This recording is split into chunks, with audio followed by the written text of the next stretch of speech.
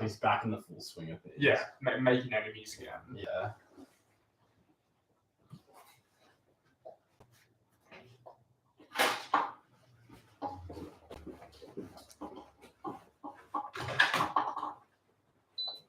Should I just let her in? Or... Yeah. Fan. And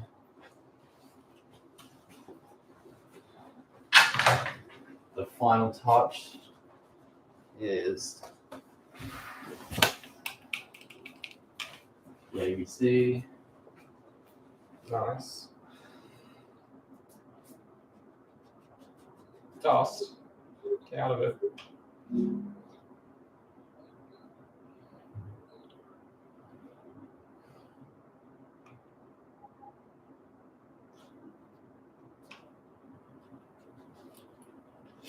But I didn't have that time to devote to the family. And Is that good? it also makes me angry because Cool. Be ready. it's not taken seriously enough. Darcy and Chloe are among dozens of children known to the Department of Child Safety who die every year. No fewer than 69 children died in the year ending June 2022. 3 of those were as a result of assault or neglect. Ms. Bosco says a public inquiry is needed to protect the state's most vulnerable children. The Queensland government says it's already implementing recommendations from an investigation into Darcy and Chloe's deaths. We do learn from it, and that will hopefully be the legacy of this tragic case. Their father should have more than fingerprints on a dirty door to remember them. And thoughts on what could have been. Alexandra Blucher, ABC News. Survivors of Anglican church abuse have appealed to authorities to urgently intervene in an inquiry assessing whether former Governor-General Peter Hollingworth should be stripped of holy orders over his handling of abuse cases in Brisbane in the 1990s. A hearing was held early this month behind closed doors in Melbourne, where Dr. Hollingworth still holds the title of bishop. But key complainants pushing for the former Archbishop to be defrocked say they've been shut out of the process. Peter Hollingworth attended the hearing with supporters and his legal team, but only one of his accusers was there, and only to read her victim impact statement. The ABC has learned that several people that brought complaints against Peter Hollingworth weren't invited to take part in the hearing, and in one case, a key complainant who was abused as a 9-year-old wasn't even told that it was happening. Shortly after the 4-day hearing ended, Brian said he received an apologetic phone call from the CEO of Kiora, the agency investigating the case. She told me there had been some confusion about which member of the Kiora team was supposed to get in contact with me. I told her she should be ashamed. She said I am, and offered me a contact for trauma counseling. Another complainant wrote to Kiora last year asking when the hearing would be held and how to attend. She never got a response. The only word to describe it would be scandalous. They should be open and transparent. Victoria's Commissioner for Children and Young People, Liana Buchanan, told the ABC the concerns are deeply troubling and the process has not met reasonable community expectations. Beyond Abuse also raised concerns with the Victorian Premier. It would be my hope that church and all agencies and bodies who are involved in these processes listen to the people that they're supposed to be supporting. Kiora's CEO, Fiona Boyle, told the ABC the agency usually resolves complaints against Anglican clergy and staff between 6 weeks and 12 months after receiving them, and would not comment on why this case has taken 5 years to reach a hearing, other than to say it was terrible if any matter took that long. She did not comment on why complainants were not contacted or on the allegation that she was ashamed of the process. The Anglican Church want people to believe that they have changed after the Royal Commission, and here we see them doing it again. A lawyer for Dr. Hollingworth said he could not comment before the tribunal makes its decision. Richard Willingham, ABC News, Melbourne.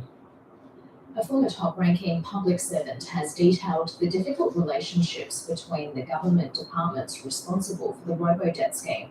Serena Wilson told a Royal Commission the former coalition government was savings-focused, with little empathy for welfare recipients, categorising them as deserving and undeserving. In Robodeb's early stages, Serena Wilson's Department of Social Services made clear the scheme needed legislative change. I believe that DHS had taken that advice on board and were changing and had changed the proposal. It hadn't. The former DSS Deputy Secretary didn't follow up. One perspective on it is that it's because you're always looking the other way. No, I reject that position. I was very consumed with my own responsibilities. Ms Wilson told the Commission the then responsible ministers Scott Morrison and Maurice Payne were keen to proceed. Irrespective of the note that said legislative change was required, a policy change may be required. I got the impression that yes, they wished to progress it. She said she trusted assurances from DSS officials that the Coalition's debt recovery program would not involve the use of income averaging. I wish I had scrutinised further. I wish I had asked more questions, but I didn't. Ms Wilson spoke about her fractured and dysfunctional working relationship with her Department of Human Services counterpart Melissa Golightly, who died in 2021. She was a very forceful character. She didn't enjoy being questioned. Telling the inquiry, the former government had little empathy for welfare recipients. To describe the different attitude taken by the coalition government to the social security system and the view of deserving and undeserving poor.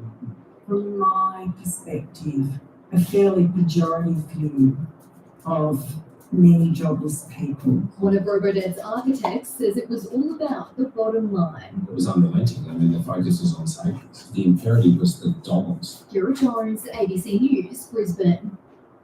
The CSIRO has released a report into how the New South Wales Northern Rivers region can begin guarding against a repeat of last year's catastrophic floods. It's been backed by $150 million in federal funding for a series of flood mitigation projects. At the height of repeated flooding disasters, Lismore's river pumps have failed to keep water out of the city. They'll finally be fixed and are among 16 flood mitigation projects deemed ready to go. We're talking about pump upgrades, evacuation route assessments, we're talking about community resilience activities, road raising, all the kinds of things that should help to protect people much more than they were the last time these floods hit. They were among 300 proposals considered by the CSIRO. Yes, stacked up and the best. At the epicentre of the disaster, Lismore's mayor has called for patience. We can't expect that we can announce today that we're going to drop 3 metres off our river height. Like, that's just not reality. But this is a great announcement. Separately, the CSIRO is weighing up the merits of longer-term projects to protect the city, including water storage dams in the upper catchment. It is one of the most complex catchments. But CSIRO is confident we have the capability and we will deliver it by end of next year. Another option is strategic tree planting to ease the flow of floodwaters. Locals say an overall vision for the region is still missing. Anyone who wants to move forward, who wants to make a decision about their business or their housing situation, needs to know what is the plan for the future for this region. Long-term locals love this area, but are determined not to be as vulnerable as they were this time last year. Bronwyn Herbert, ABC News, Lismore. The campaign to enshrine an Indigenous voice to Parliament in the Constitution has officially been launched, with organisers urging Australians to speak up and to ask any questions they might have about the referendum. But one prominent Indigenous senator has warned the debate is about more than just the yes or no campaigns. The ABC's referendum correspondent, Dan Borsha, is in Adelaide. Well, the pitch has been framed about taking the campaign to the community, out to the grassroots, around coffee tables across the nation. Over the last couple of days, hundreds of people have gathered here to talk about how to campaign on a matter around a complex issue such as the voice to Parliament in a referendum, and how to do that in a way that brings Australians together. And that has culminated in tonight, this major event behind me, the launch of the Yes campaign, where we've heard from speakers talking about personal experience, about what a voice to Parliament could be, the impact it could have for First Nations people, and also how to bring Australians closer together. I spoke to one of the lead campaigners of the Yes campaign, Dean Park, and here's a little of what he had to say.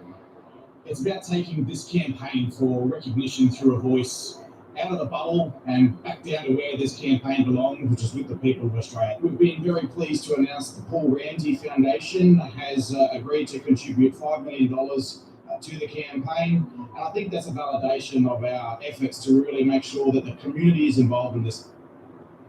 Dan, how will the no side be sold? Well, Karina, we're hearing more and more how complex, nuanced and layered the no side is. Just this morning on the ABC, Independent Senator Lydia Thorpe was saying that there is also a progressive no campaign, those on the progressive side of politics who don't think that the voice to Parliament is the right answer, that it would be, to quote them, toothless and not have impact, be powerless. There's calls from Lydia Thorpe to have more of a focus on treaty, on sovereignty. She says there needs to be a renewed look at the 1991 report of the Royal Commission to Aboriginal Deaths in Custody, and that those recommendations that are incomplete need to be completed right now. In addition to that, some of the no campaigns has been spending time in Western Australia this week, where a campaigner I was talking to was saying that there are a number of people who don't know what the voice to Parliament is, others still saying that they want more detail and they want it explained in greater depth. That will be the challenge or the opportunity for the yes and no campaigns about just how to answer those questions in the months ahead before, of course, a referendum. Millions of seabirds and marine mammals, some at risk of extinction, will be protected by the massive expansion of a marine park in Australian waters. The federal government has announced plans to add an area the size of Germany to a sub-Antarctic marine park centred on isolated Macquarie Island. Macquarie Island is a sanctuary for penguins, seals and albatross.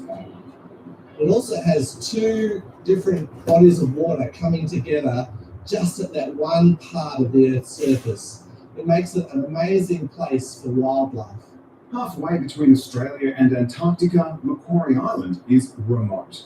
Commercial fishing was already banned in small zones, but the government is proposing to upgrade and expand environmental protections, banning fishing in most of it. The Australian government hopes to triple the size of the Macquarie Island Marine Park and add an area the size of Germany. I thought we were having a moment.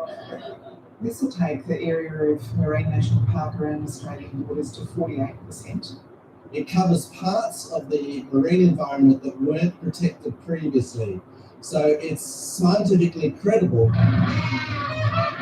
While today's announcement is good news for countless species, including these guys, the fishing industry in the region are less than thrilled. It puts chills down our spine to think that this is how we're going to move forward with the Albanese government. The changes won't affect fishing companies already operating in the area, but that's not enough to satisfy an industry that says its views were sidelined in favour of environmentalists. So what else is on their agenda? What else is it that we're going to have to be okay with? They'll have an opportunity to make any comments they would like to, just as other members of the public will have an opportunity to make any comments during this consultation period. Protections for 13 other marine parks south of Australia will be reviewed later this year. Michael Slezak, ABC News. Russia and the United States have been shoring up international support on the eve of the first anniversary of the Ukraine war. In Poland, President Joe Biden promised to defend every inch of the US-led NATO military alliance, while Russia and China have strengthened their deepening ties, fueling concerns Beijing could provide arms and ammunition to Moscow.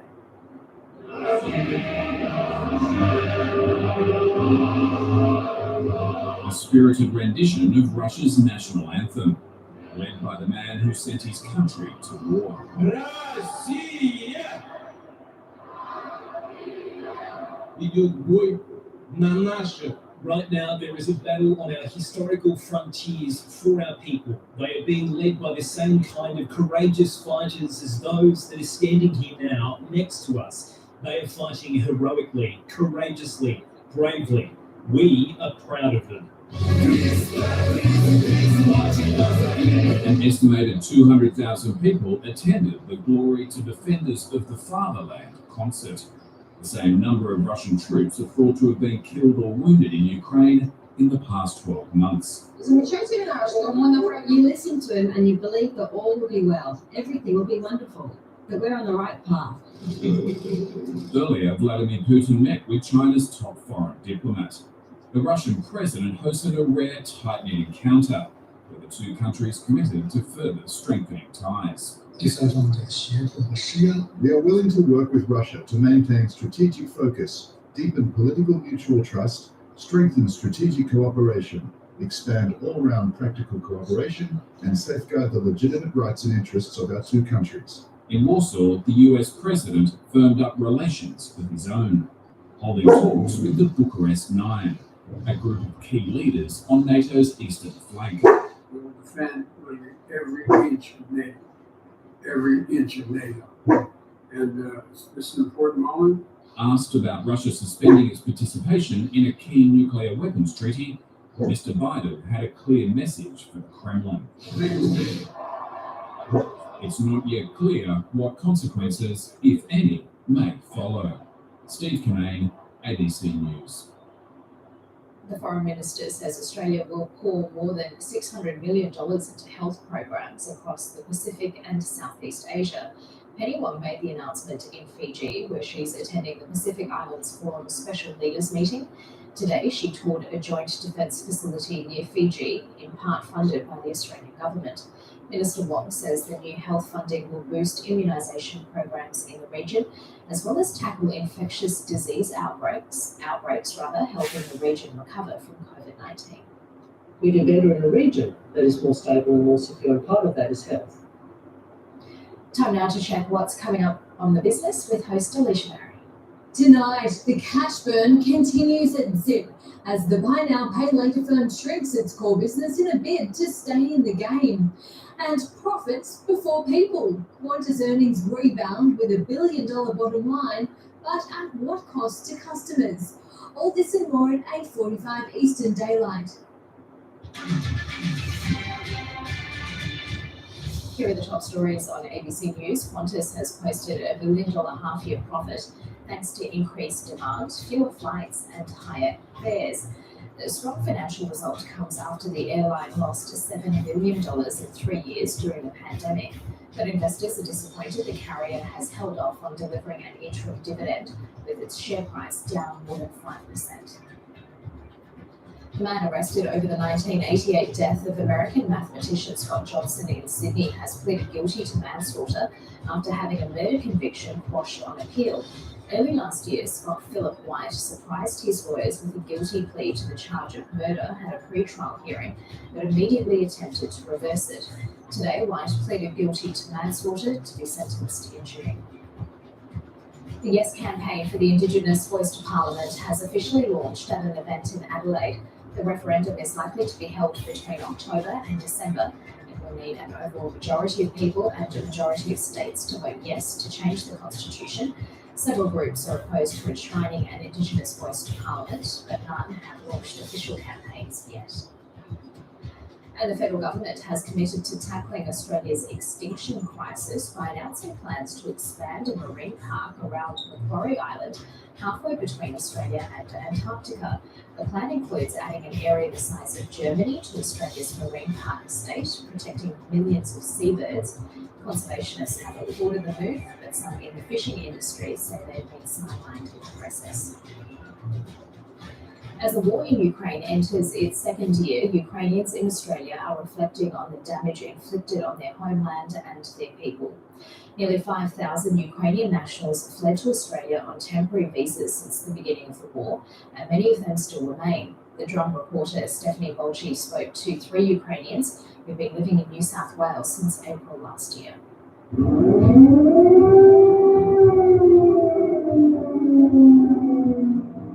When you hear the sounds of bomb outside and you don't understand what happened, what you should do.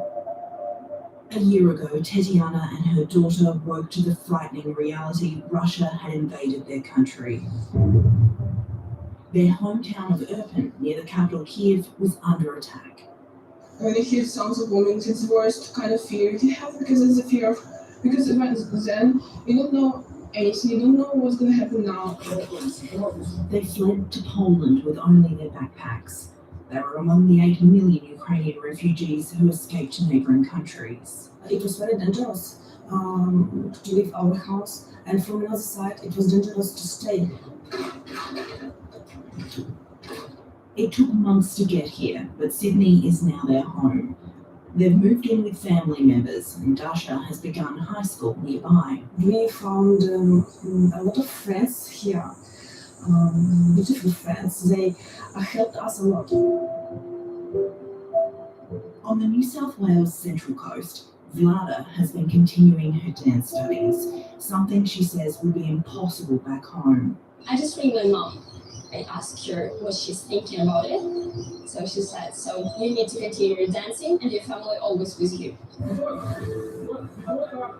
Vlada's family are in Zaporizhia, a southeast region that's feeling the brunt of the Russian onslaught. Now, Russian soldiers occupied like all small towns and cities surrounding my hometown. People dying every day. Vlada remains in constant contact with her family. When I saw news that they start bombing and I tried to call my mom and she's not answering, I can't do anything. I'm just staying, I'm just shaking, and I just try to be relaxed and understand everything is fine. When I can talk with them, I'm always crying after this, always. Because when I saw them, I miss them so much. As the war rages on, Ukrainians in Australia hope international support will continue for their war effort. In my mind, like in my dreams, it will be so soon when it's just free, calm, and people live, they alive. But I know just one thing, that Ukrainian people are so strong. I'm so proud of all Ukrainians. They are survivors.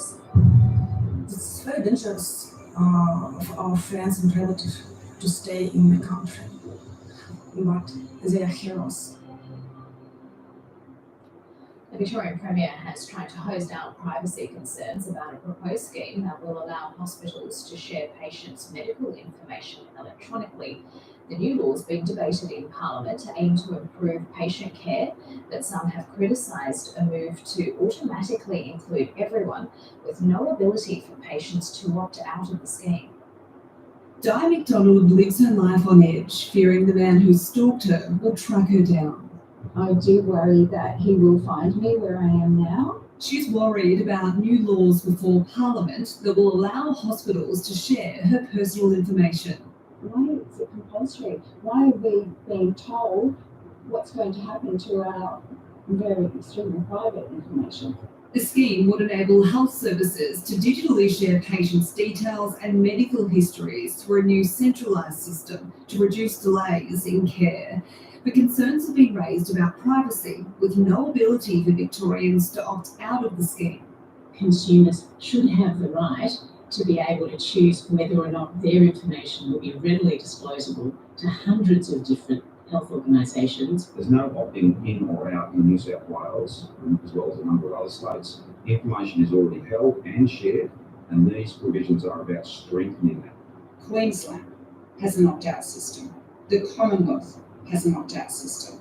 It's an issue that's become more prominent in the wake of major data hacks. Any large-scale suppository of data can be hacked. We think that people's rights have to come first over healthcare system efficiency.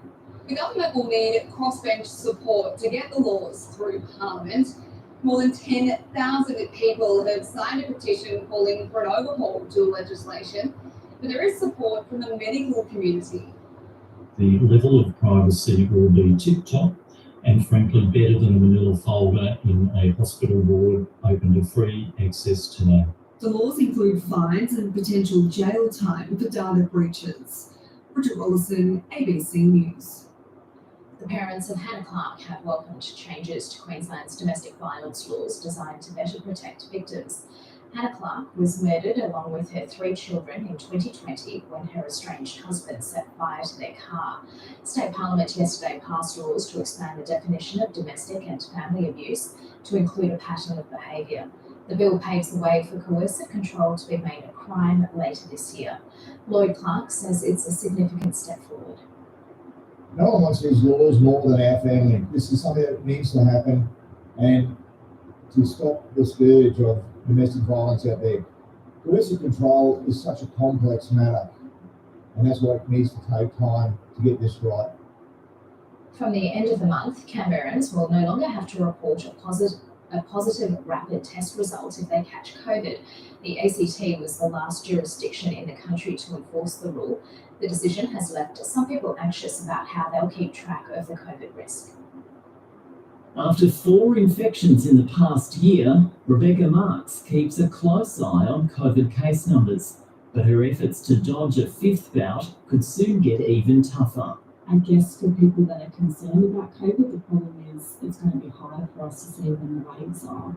But she's not surprised that the ACT is joining the rest of the country and removing any requirement to report positive RAT results. I started to get really concerned when I saw what was happening in New South Wales, and figured it would be the same everywhere, and in fact it's the same all over the world now.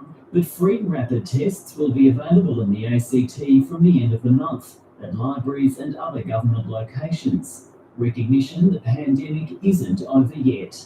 I absolutely recognise that for some people this is a very challenging situation. They feel extremely vulnerable. The Health Minister pointing to large crowds at last weekend's Multicultural Festival as proof Canberrans want to get out and about in big numbers. We also have to respect that that is a part of normal life for most people. The Garran Surge Centre is also closing, but there's no firm timeline on when students at the local primary school could get their oval back. Welcome news though for parents of energetic children. It's pretty exciting, yeah, because this one's only in year 1, so she hasn't had an oval the whole time she's been here. The ACT government says it's open to reinstating some public health orders if the situation deteriorates, and it's committed to monitoring COVID data from the rest of the country and abroad to inform its decisions. The last domino to fall in the move towards a more relaxed COVID response. Patrick Bell, ABC News, Canberra. World Pride may have come to the big smoke of Sydney, but the event has Australians from all corners reflecting on the country's progress on LGBT rights. These gay farmers say rural Australia has come a long way in welcoming those who are out and proud. John Wright was born and bred on the land, and at 28 he revealed he was gay. When I did come out, I had nothing but support from my family and my friends and my community. John runs a grazing property near Cowra and plans to stay in the bush. The love of caring for animals and looking after animals, and that gives me so much joy that there's no way I'm going to throw that away for anything. He believes society is becoming more accepting with each generation. If there's people who are not staying in agriculture because they think they won't be accepted because of their sexuality, then that's really sad. And I think we're on the road to improving that.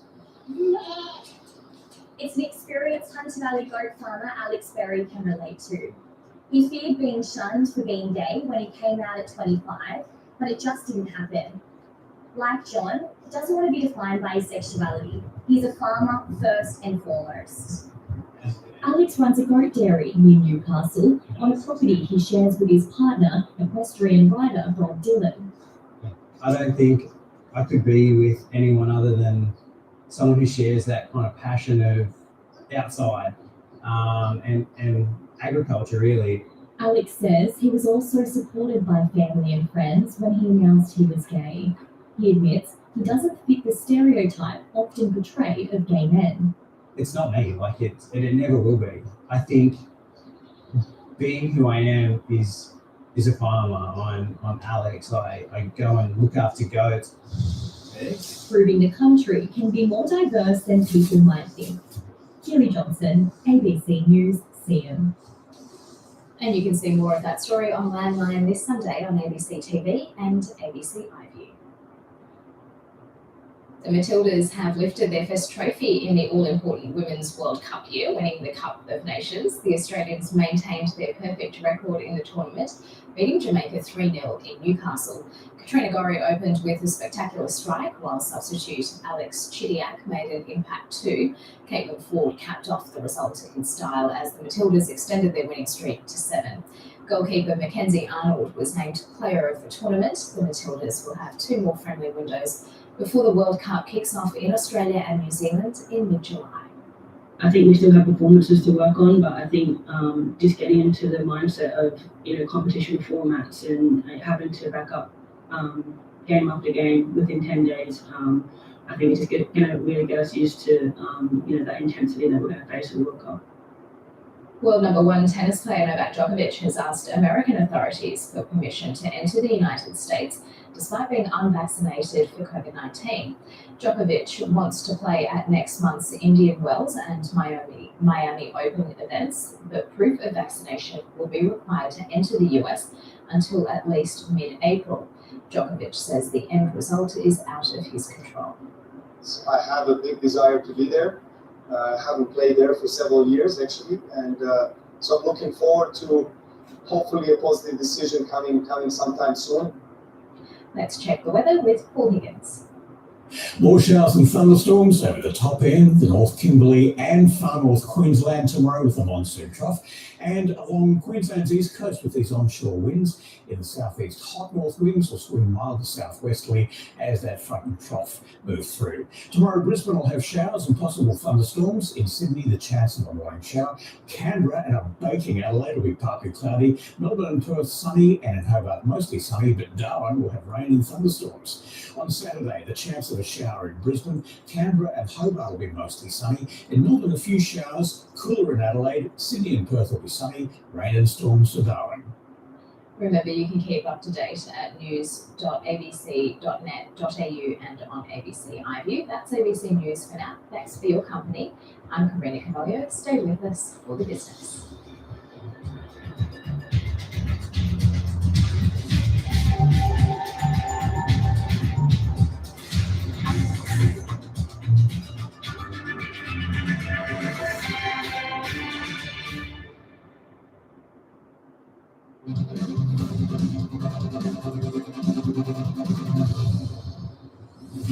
Welcome to the business. I'm Alicia Barry. Coming up on the program, profits before people. Qantas earnings rebound with $1 billion bottom line, but at what cost to customers? There's still issues with people not receiving refunds. There's still issues with baggage going missing. There's still issues with flights being cancelled. And the cash burn continues at Zip as the buy now, pay later firm shrinks its core business in a bid to stay in the game. We're very well progressed with the exit strategies, which will deliver cash inflows from those markets. Qantas is back in the black, delivering a $1 billion half-year profit after losing $7 billion over 3 years during the pandemic. The airline's boss says the rebound is down to travel demand, cost-cutting and higher airfares. Alan Joyce has warned ticket prices will stay above 2019 levels and has defended a $500 million share buyback, the second in 18 months. Brianna Whitson reports.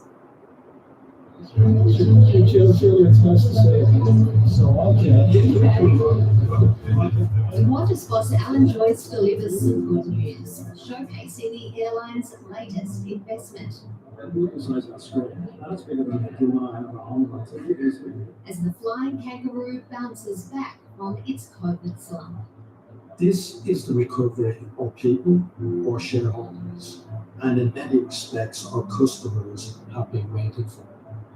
The airline posted a $1 billion half-year profit after a $456 million loss in the same period a year earlier.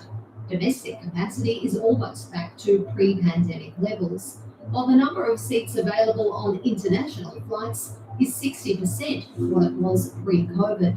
Revenue more than tripled to nearly $10 billion as travel restrictions ended, and average airfares rose around 20% on 2021 levels. That's the entire aviation value chain, and customers are included in that are now contributing to repairing airlines' balance sheets and also to prepare them for what's coming. And this year, the Jetstar Group. Alan Joyce expects airfares to remain well above what they were before the pandemic. The main drivers of this are the price of fuel, which is up 65% compared to 2019 levels. And the imbalance between supply and demand, and that has pushed prices up, especially in peak times. And despite assurances that Qantas's travel chaos is behind it, customers like Glenna Stiles aren't impressed. There's still issues with people not receiving refunds. There's still issues with baggage going missing. There's still issues with baggage being offloaded. There's still issues with planes being diverted. There's still issues with flights being cancelled. She's been waiting almost a year for Qantas to refund her $10,500 for 2 cancelled business class flights. I never in my wildest dreams thought it would take me this long to get this money back. Seriously, if they just gave back all the money to the people who owed, then I'm sure they'd still be making a massive profit. The return to profit comes after Qantas received more than $2 billion in JobKeeper and other taxpayer subsidies. To appease investors, the airline is buying back $500 million of its shares, which pumps up the stock price. That comes after completing another $400 million share buyback in December. Our shareholders helped us get through that crisis. They gave us $1.4 billion. We've got a CEO that came very close to gloating today, gloating in the face of an Australian public that faces skyrocketing fares and plummeting service standards on the back of a workforce that's been gutted. John Larray helps run a Facebook group called Victims of Jetstar. He's chasing a $350 refund for cancelled flights. I've sent emails to Alan Joyce, I've sent emails to the previous CEO of Jetstar, and every time you get put back on a list. Clearly the focus is on profit before people. A message to an airline that calls itself the Spirit of Australia. Brianna Woodson reporting. The share price slumped nearly 7% despite the share buyback. CEO Alan Joyce again confirming he's in the top spot as long as shareholders and the board will have him. Forager's Steve Johnson joined me in the studio. Steve Johnson, welcome to the program. Great to be here. Steve, it appears Qantas has realised today that it can't reward shareholders at the expense of customers anymore. Well, I think they've known that for some time, but you have seen today a reflection of them trying to add capacity and trying to bring airfares down so that customers aren't as unhappy as they are. While that might hurt the short-term profitability, I actually think it's the right long-term strategic decision for shareholders as well. The company has never been in a better competitive position. They're currently about 66% market share in the domestic market here in Australia. And to the extent that they can add capacity, keep or get prices lower than they are, that will help them maintain that dominant market share. Well, it's interesting because another buyback announced today, but the cash flush wasn't enough to appeal to investors. It was not. The share price is down about 7% as we sit here today. So it's been a bad day. It is important to put that in the context of a share price that is actually up quite meaningfully over the past 12 months, and that's in a market where most share prices have been down. So it had performed well, but there wasn't enough in the result today to keep people happy. And I think it's a share register that's a little bit like supporters of the Roosters in the NRL. The first signs of things going wrong, they're very, very quick to jump ship. So it's been a tough business over a long period of time. And I think a lot of people that are owners of the business, we're one of those, are sitting there saying, look, this is very, very good times for the airline, but we might not want to be there invested in it when things take a turn for the worse. And what does that mean? Is $1 billion as good as it gets for Qantas? We'll have another very good second half of the year, I think. So you might get somewhere close to $2 billion for the full year profit. And that will almost certainly be as good as it gets, probably ever, I would say, for Qantas. It's been a very extraordinary set of circumstances that have led to this past 12 months. But I do think it can be a more profitable, sustainable business than it has been historically due to some of the structural changes that have happened over the past 5 or 6 years. So just because this is as good as it gets doesn't make it a bad investment, because the market is assuming things get worse from here.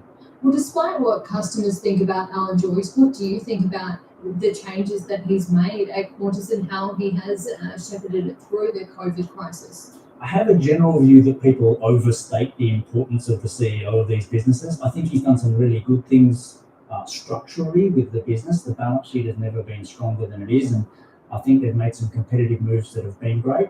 And then I think on the PR side of the business, I would prefer he had done some things differently over the past few years. I think the reputation is very closely entwined with him, and they could have done more to manage the message out there about how they're running this business and who they're running it for. Well, you're an owner of the business. Are you hanging on to it, or is it time for you to exit too?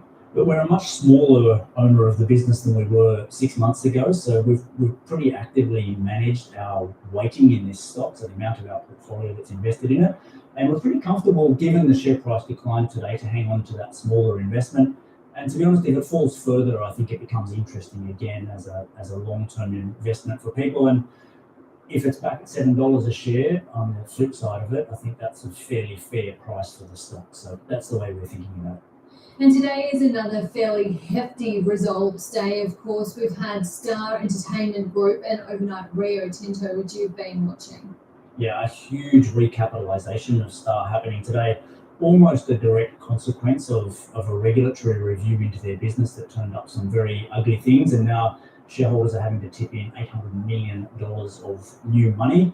So that's the big news, and we haven't seen where it trades because that's not all finished yet. So it was more about that capital raising and less about the results. And look, Rio Tinto shares some similarities with Qantas actually. It's been a real bumper of a year. They're generating enormous amounts of cash flow.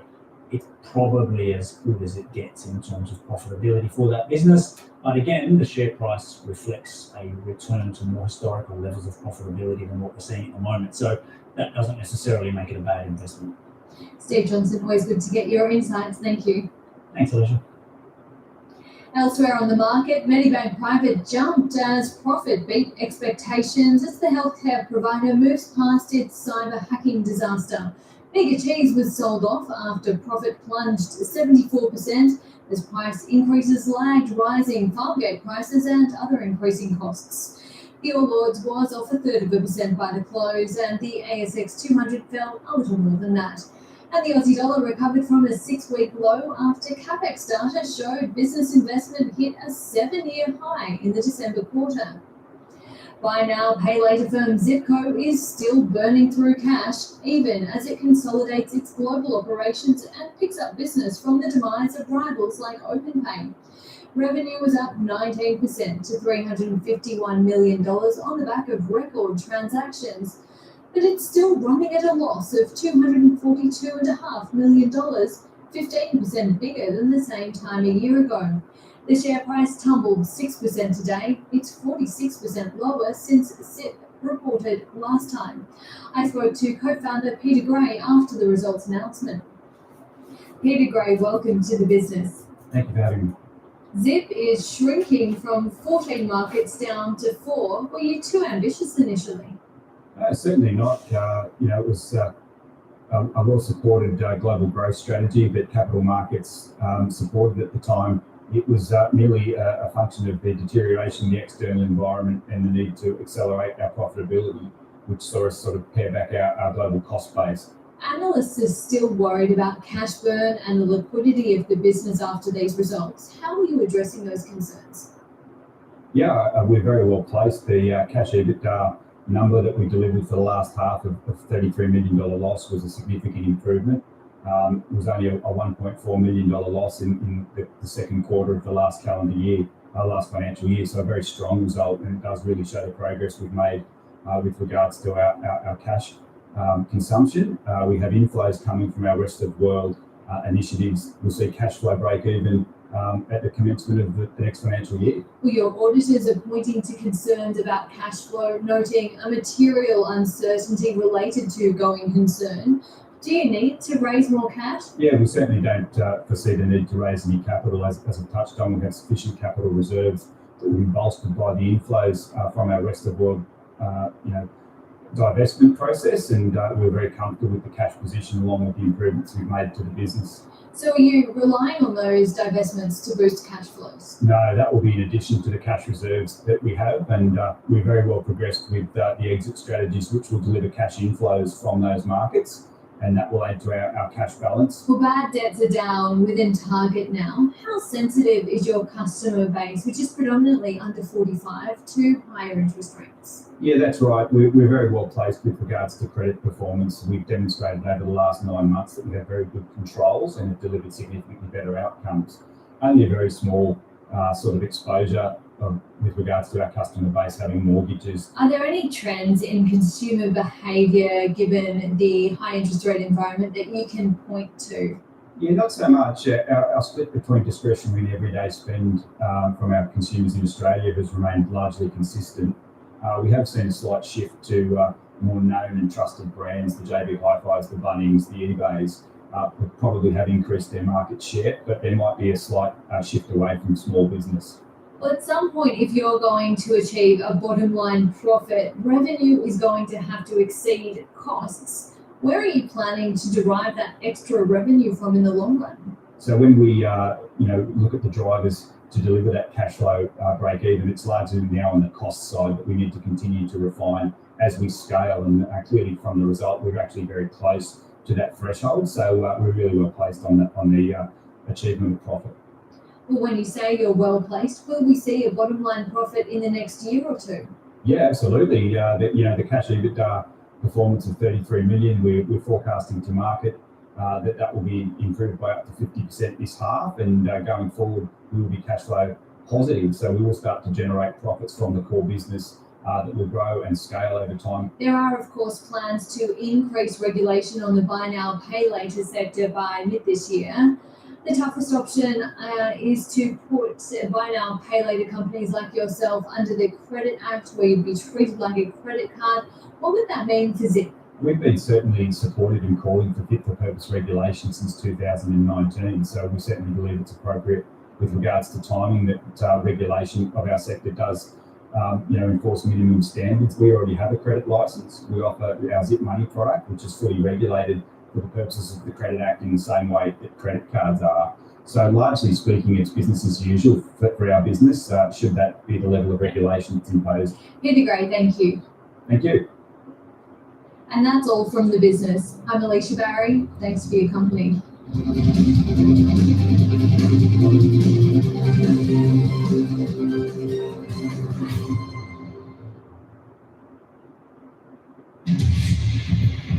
Tonight, the government officially launches its campaign to enshrine an Indigenous voice to Parliament in the Constitution.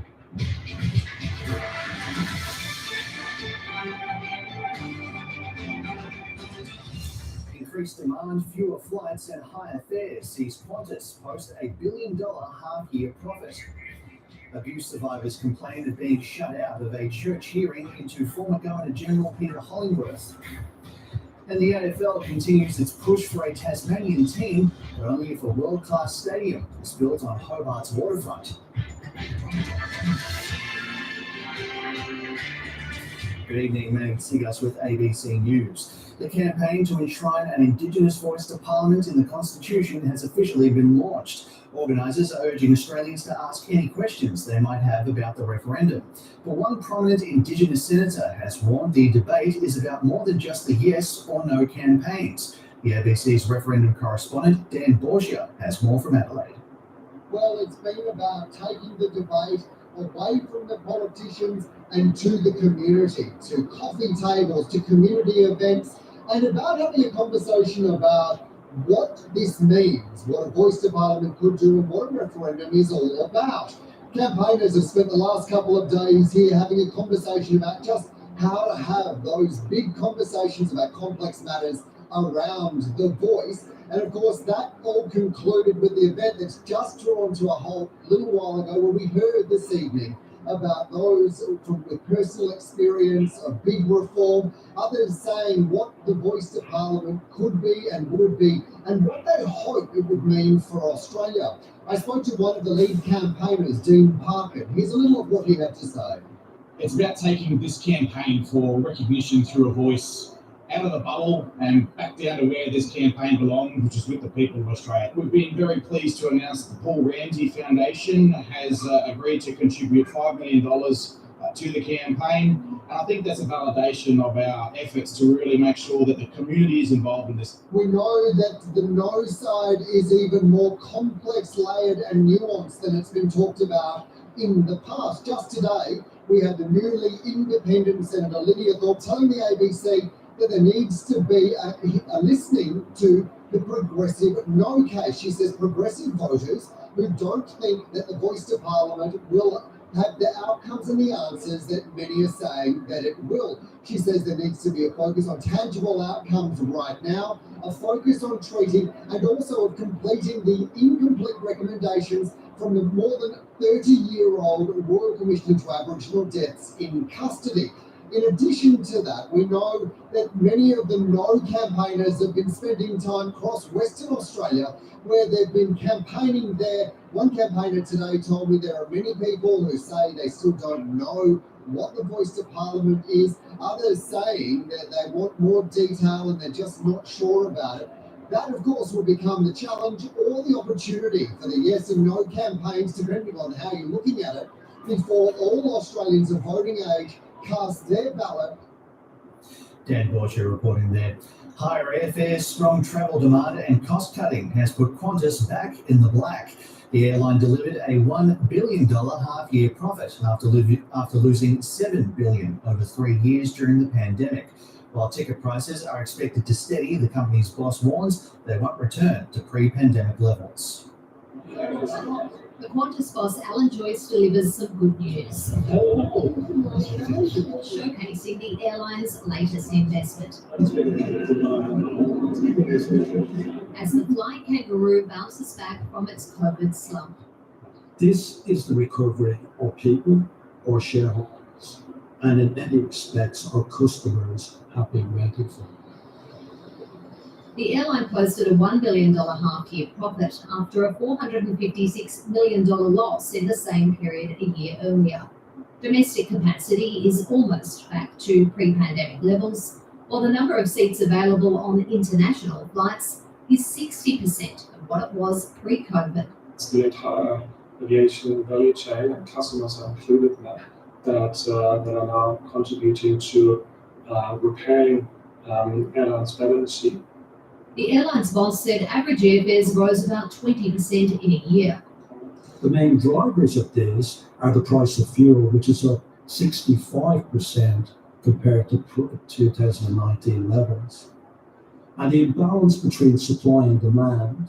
The return to profit comes after Qantas received more than $2 billion in JobKeeper and other taxpayer subsidies. To appease investors, the airline is buying back another $500 million of its shares, which pumps up the stock price. We've got a CEO that came very close to gloating today, gloating in the face of an Australian public that faces skyrocketing fares and plummeting service standards on the back of a workforce that's been gutted.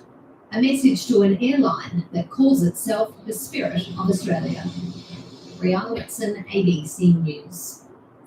Survivors of Anglican church abuse have appealed to authorities to urgently intervene in an inquiry assessing whether former Governor-General Peter Hollingworth should be stripped of holy orders. A hearing was held earlier this month behind closed doors in Melbourne over Dr. Hollingworth's handling of abuse cases in Brisbane in the 1990s. But key complainants pushing for the former Archbishop to be defrocked say they've been shut out of the process.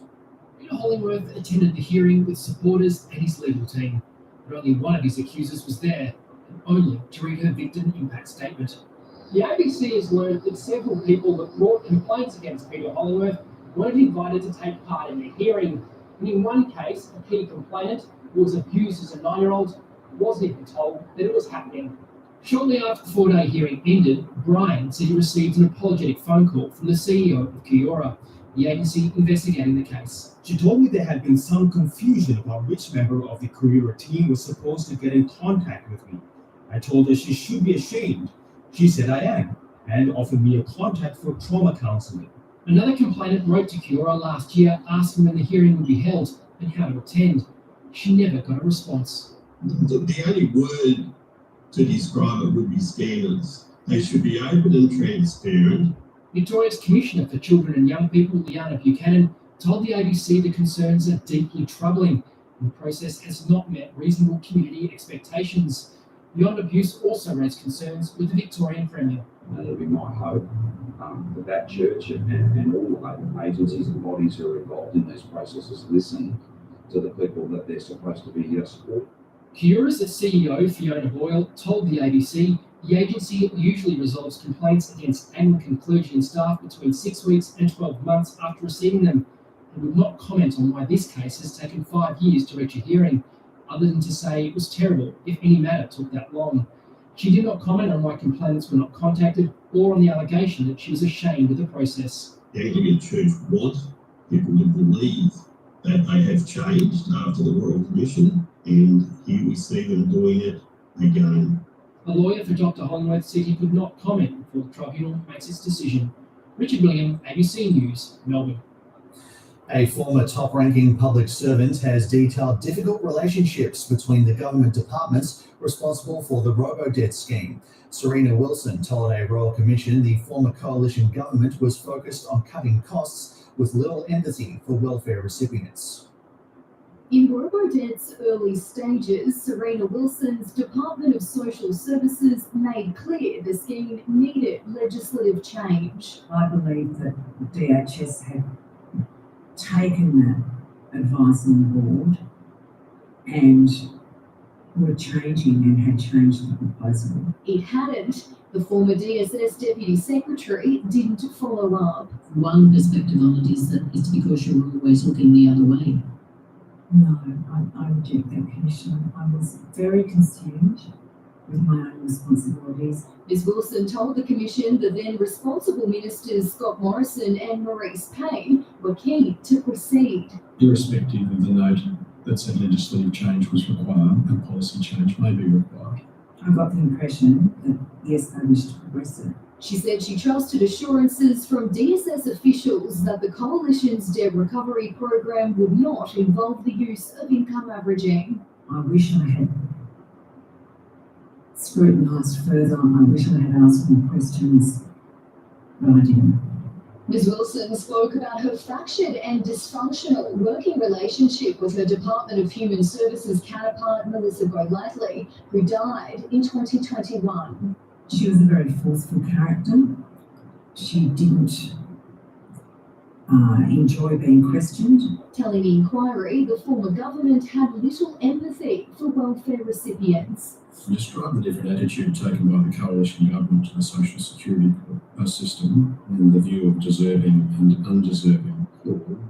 From my perspective, a fairly pejorative view of many jobless people. One of Robodebt's architects says it was all about the bottom line. It was unrelenting. I mean, the focus is on savings. The imperative was the dollars. Kira Jones, ABC News, Brisbane. One of Sydney's most enduring mysteries has delivered a new and perhaps final twist. More than 3 decades after Scott Johnson's death, the man accused of killing him has pleaded guilty to manslaughter. Scott White had previously been found guilty of murder, only to have his conviction overturned on appeal. It's been 35 years since Scott Johnson's body was found at the bottom of a cliff in Manly. Initially ruled a suicide by police, some suspected it was a gay hate crime. Scott Johnson's brother has been pushing for justice ever since, a period that's involved an extraordinary 3 coronial inquests. Might be the most emotional moment yet. Steve Johnson thought he found closure last year when Scott White was convicted of murder and sentenced to 12 years in jail. Before trial, White told a judge he was guilty of murder, but immediately tried to take it back. A legal error in dismissing that attempt saw his conviction quashed on appeal. New evidence and a deal with prosecutors today resulted in White pleading guilty to manslaughter. There was a significant amount of evidence against Mr. White. White has signed a statement of facts, which reveal that in October, the offender phoned his niece. During that phone call, the offender made admissions to hitting Dr. Johnson at the cliff. That admission was consistent with previous admissions to 2 witnesses in March 2020. Relatives say there's still no answer to the question of why. I'll always hope that someday he'll find it in his heart to maybe tell us a little bit more while he was there with my brother, and what his intention was. When asked by the judge, Scott White agreed that he understood he was accepting legal responsibility for the death, but not the murder. He'll be sentenced in June. Steve Johnson will return to Australia for the sentencing. Jamie McKinnell, ABC News, Sydney. Russia and the United States have been shoring up their alliances on the eve of the first anniversary of the Ukraine war. In Poland, President Joe Biden promised to defend every inch of the US-led NATO military alliance. Meanwhile, Russia and China have showcased their deepening ties, fueling concerns Beijing could provide arms and ammunition to Moscow.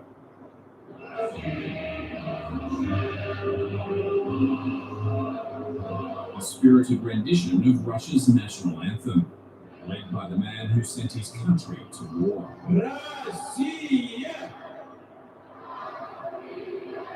Идет бой на наших. Right now, there is a battle on our historical frontiers for our people. They are being led by the same kind of courageous fighters as those that are standing here now next to us. They are fighting heroically, courageously, bravely.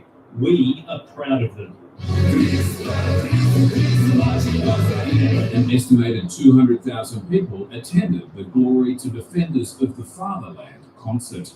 The same number of Russian troops are thought to have been killed or wounded in Ukraine in the past 12 months. You listen to him and you believe that all will be well, everything will be wonderful, that we're on the right path. Earlier, Vladimir Putin met with China's top foreign diplomat. The Russian president hosted a rare tight-knit encounter, where the two countries committed to further strengthening ties. We are willing to work with Russia to maintain strategic focus, deepen political mutual trust, strengthen strategic cooperation, expand all-round practical cooperation, and safeguard the legitimate rights and interests of our two countries. In Warsaw, the US president firmed up relations with his own, holding talks with the Bucharest Nine, a group of key leaders on NATO's eastern flank. We will defend literally every inch of NATO.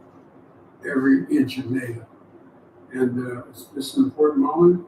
Asked about Russia suspending its participation in a key nuclear weapons treaty, Mr. Biden had a clear message for the Kremlin. It's not yet clear what consequences, if any, may follow.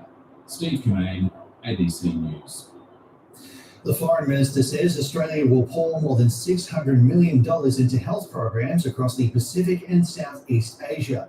Penny Wong made the announcement in Fiji, where she's attending a Pacific Islands Forum Leaders meeting. Today, she toured a joint defence facility near Fiji, in part funded by the Australian government. Minister Wong says the new health funding boost will boost immunisation programs in the region, as well as tackle infectious disease outbreaks, helping the region recover from COVID-19.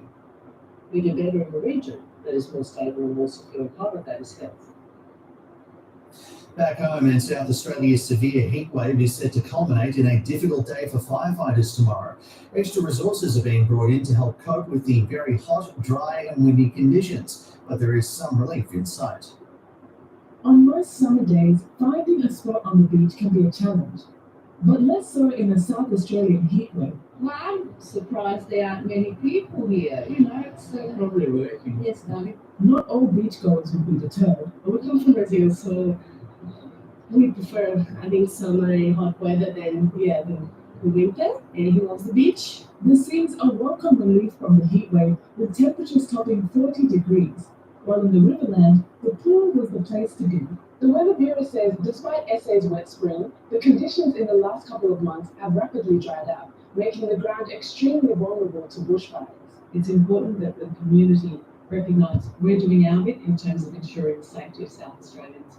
What we're asking the community to do is be prepared. The CFS says extra resources are on standby if a fire breaks out, including a large air tanker, and there are total fire bans and extreme fire danger in several districts on Friday.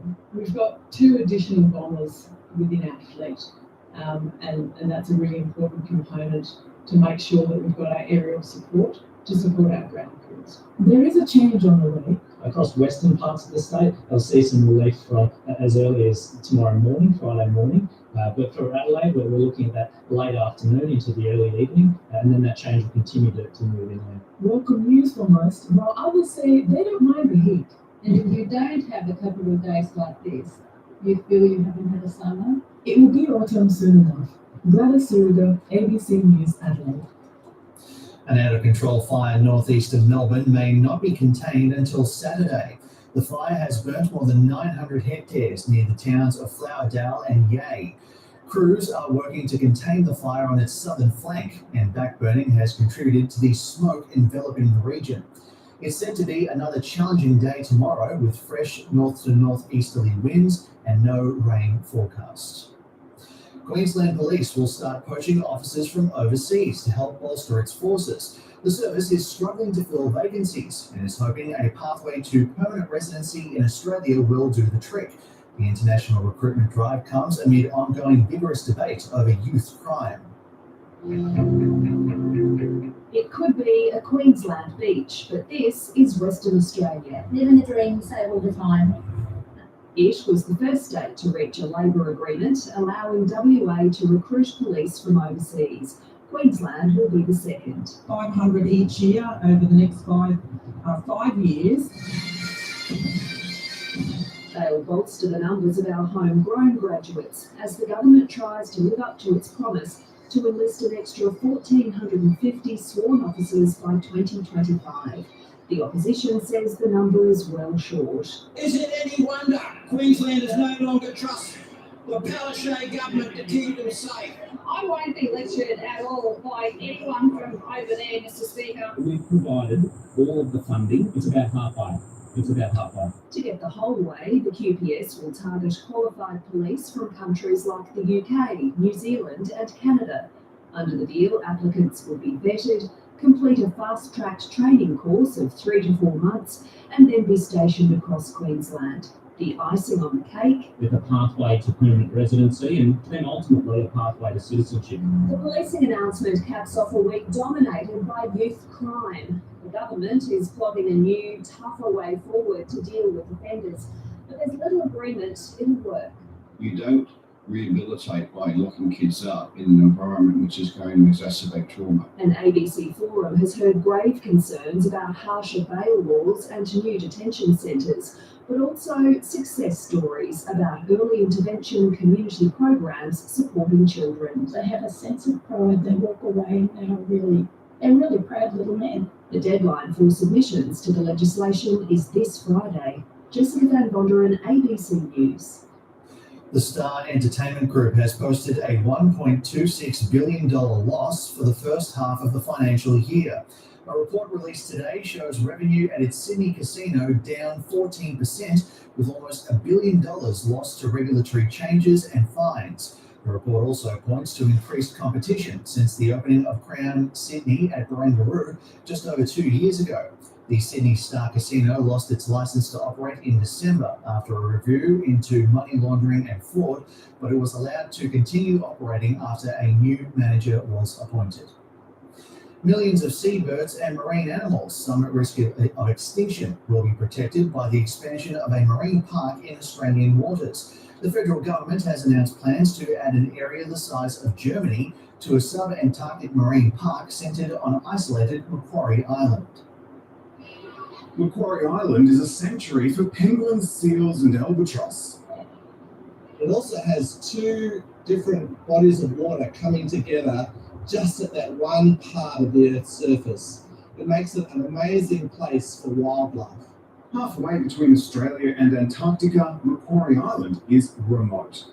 Commercial fishing was already banned in small zones, but the government is proposing to upgrade and expand environmental protections, banning fishing in most of it. The Australian government hopes to triple the size of the Macquarie Island Marine Park and add an area the size of Germany. I thought we were having a moment.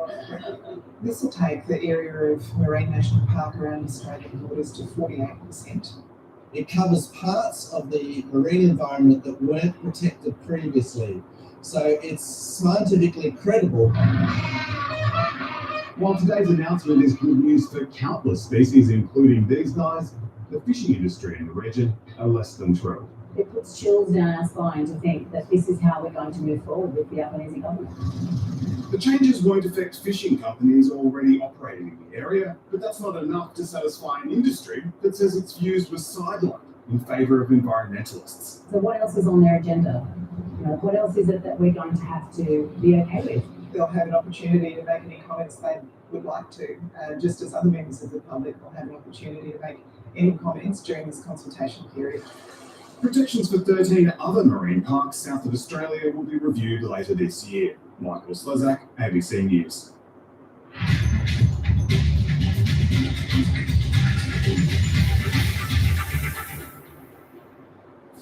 AFL CEO Gillon McLachlan has swept through Tasmania on a mission to convince locals of the merits of a new $700 million stadium at Macquarie Point. The league boss remains adamant a Tasmanian AFL team can only succeed if based at a new world-class venue. And he came to the state bearing gifts in the form of a multi-million-dollar Tasmanian football funding package. Gillon McLachlan in campaign mode, visiting Tasmania in an attempt to sway the locals, telling audiences a new stadium remains a non-negotiable for a Tasmanian team. He's fought and won similar battles, most famously in Adelaide. Every single person inside Australia opposed it deeply, vigorously, and now they're in total break. I'm a true believer. I'm a hostile fire, friendly fire, but when I see an opportunity, I seize it. Convinced the plan is a winner, the AFL up in the ante, promising a cash bonanza for Tasmanian football.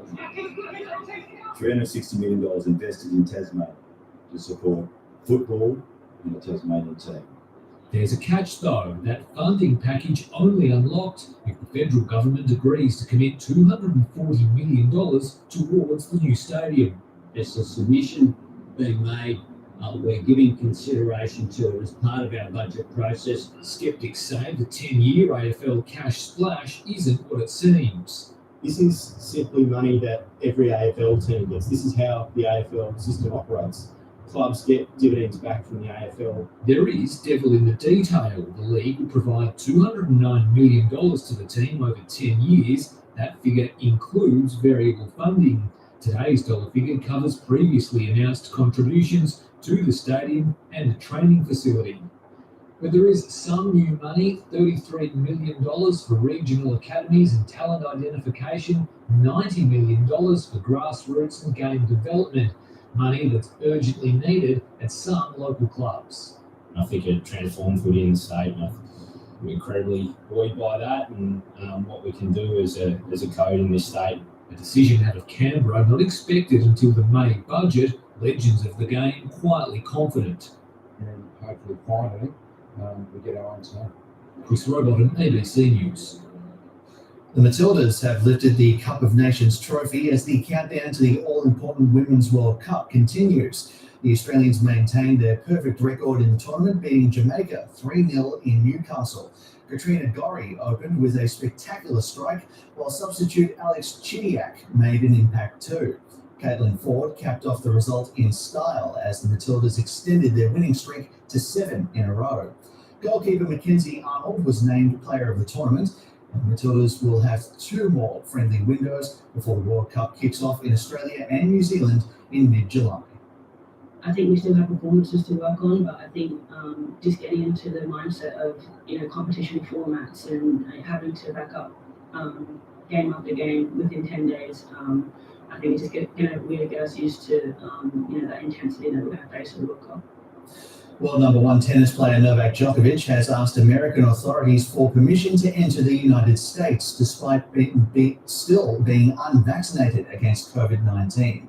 Djokovic wants to play at the next month's Indian Wells and Miami Open events, but proof of vaccination will be required to enter the US until at least mid-April.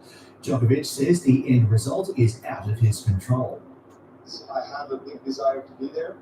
I haven't played there for several years actually, and so I'm looking forward to hopefully a positive decision coming sometime soon.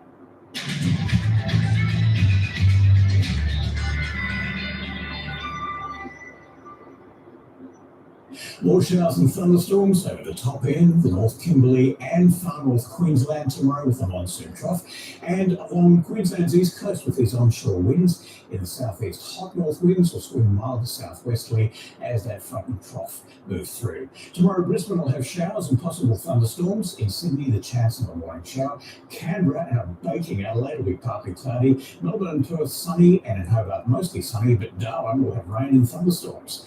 On Saturday, the chance of a shower in Brisbane. Canberra and Hobart will be mostly sunny. In Melbourne, a few showers. Cooler in Adelaide. Sydney and Perth will be sunny. Rain and storms for Darwin. And that is the latest from ABC News. Backroads is up next, followed by The World with Bev O'Connor. I'm Annie Segas. Have a great night.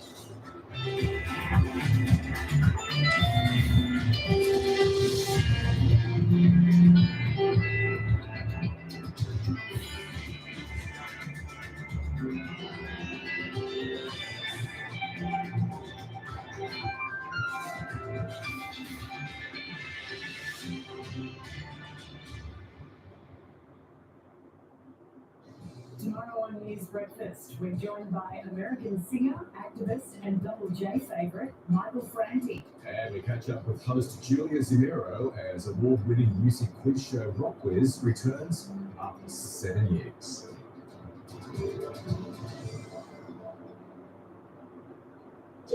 From first dates to taking the next steps.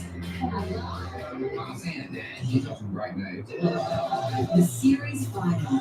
You are so special. Better Date Than Never. Tuesday at 8 on ABC and ABC iView. Join Zoe Coombs-Marr for a history lesson. A whole different history than what I was taught at school. The queer history of Australia. Ooh, this should be fun. Each generation has its own story. It's been ignored for so long. Spoiler alert, this queer history is not all rainbows. A lot of fear. I felt like I was the only one. Aboriginal forms of sexuality were eroded. Illegal? Leave it. Queer Australia starts Tuesday at 8:30 on ABC TV and streaming on ABC iView. I'm 20, normal. Outside, you're a boy. Do you think it's still a phase? I think puberty will sort it out. I'm not supposed to go to school like this from now on. Kids, they change the world all the time, so we can change his mind. Critically acclaimed drama. Critically so, because they know that to me. I think if you're resistant, I want to feel happy, being more true to myself. Butterfly, stream it now on ABC iView.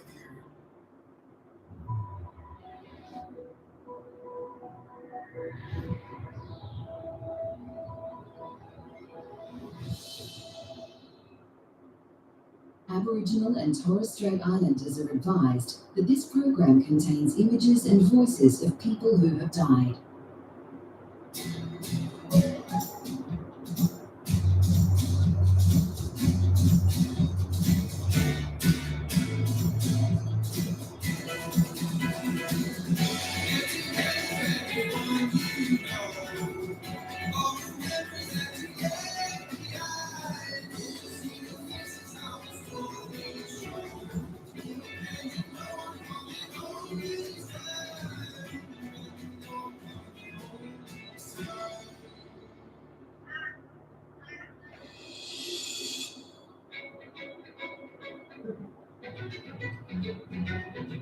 This time, Backroads heads to the land of red dirt and blue skies, the East Kimberley region at the very top of WA.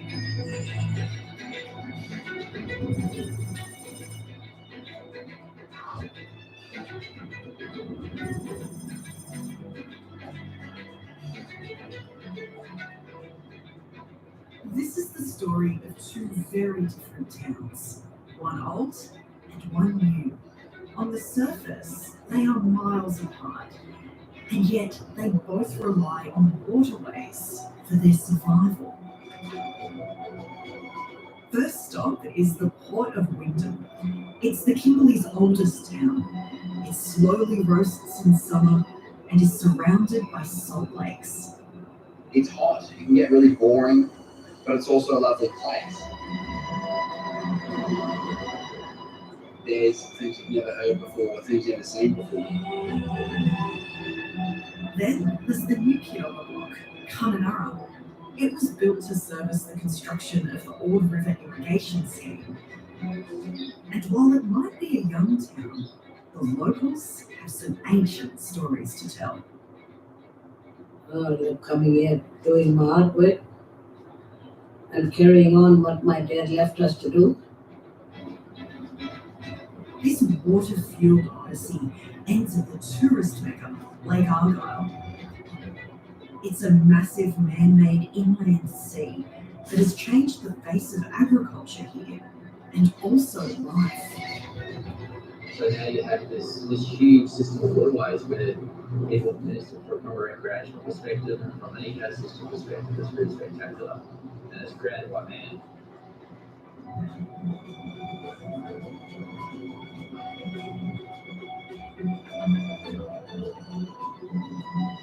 I'm Ray Johnston. I'm a Wiradjuri woman. I was born and raised on Darug and Gundagana country. And as a science journalist, I'm really curious to see how water has shaped the lives of the people who live on this arid frontier.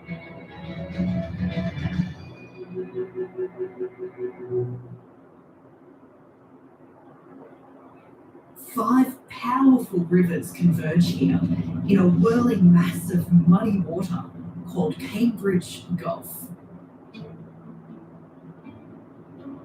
That's full of crocs. Anything. On its banks lies the old port of Wyndham. It was built by the early pioneers to service the cattle industry.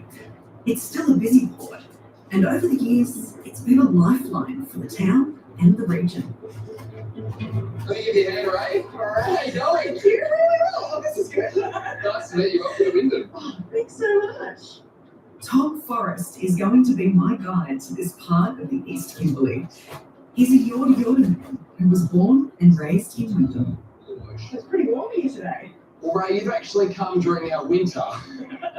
So we call it dry season, and this is my favourite time of year. It's when town picks up and the tourists come and you can actually bear being outside. So what's it like at the other times of the year? Well, you were talking sort of 43-degree days and 99% humidity, and it's actually just too hot to do anything. So you really need to adapt to that weather.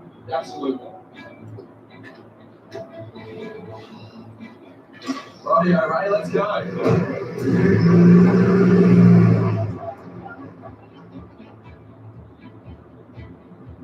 So over to the right here, you can see we've got the big croc. The big crocodile. Which is sort of what Wyndham's sort of famous for. It's one of the main photos you have to get when you come to town. You know, you're going to get a photo in front of the croc. Now, this is actually the main sort of drag. There's not a whole heap here.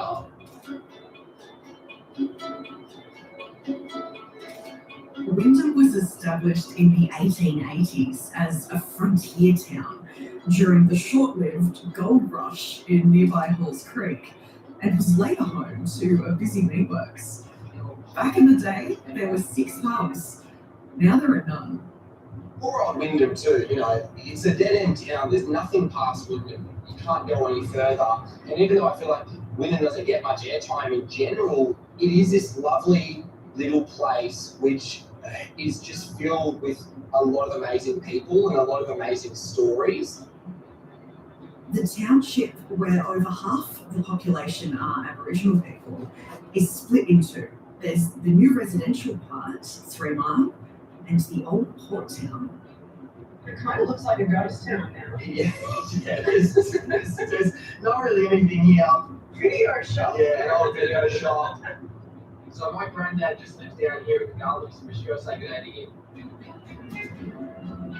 Across from the port lies the gully, and Tom's childhood home.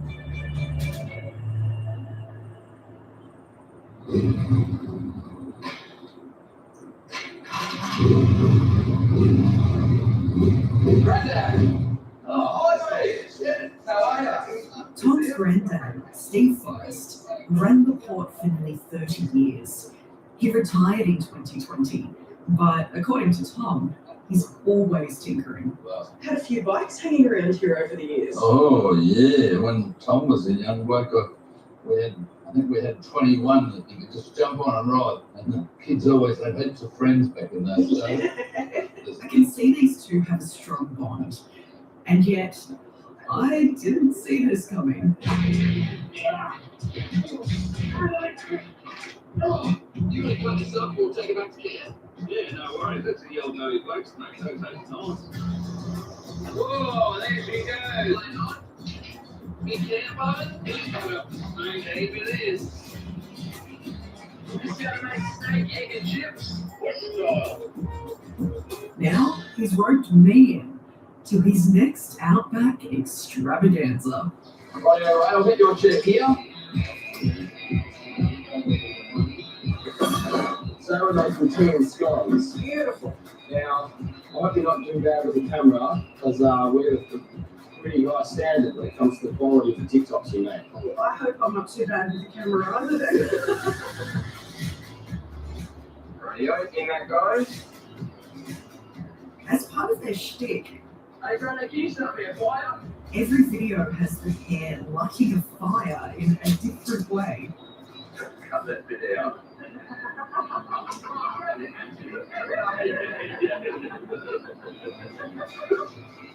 In the films, they play their alter egos, Outback Tom and Outback Granddad.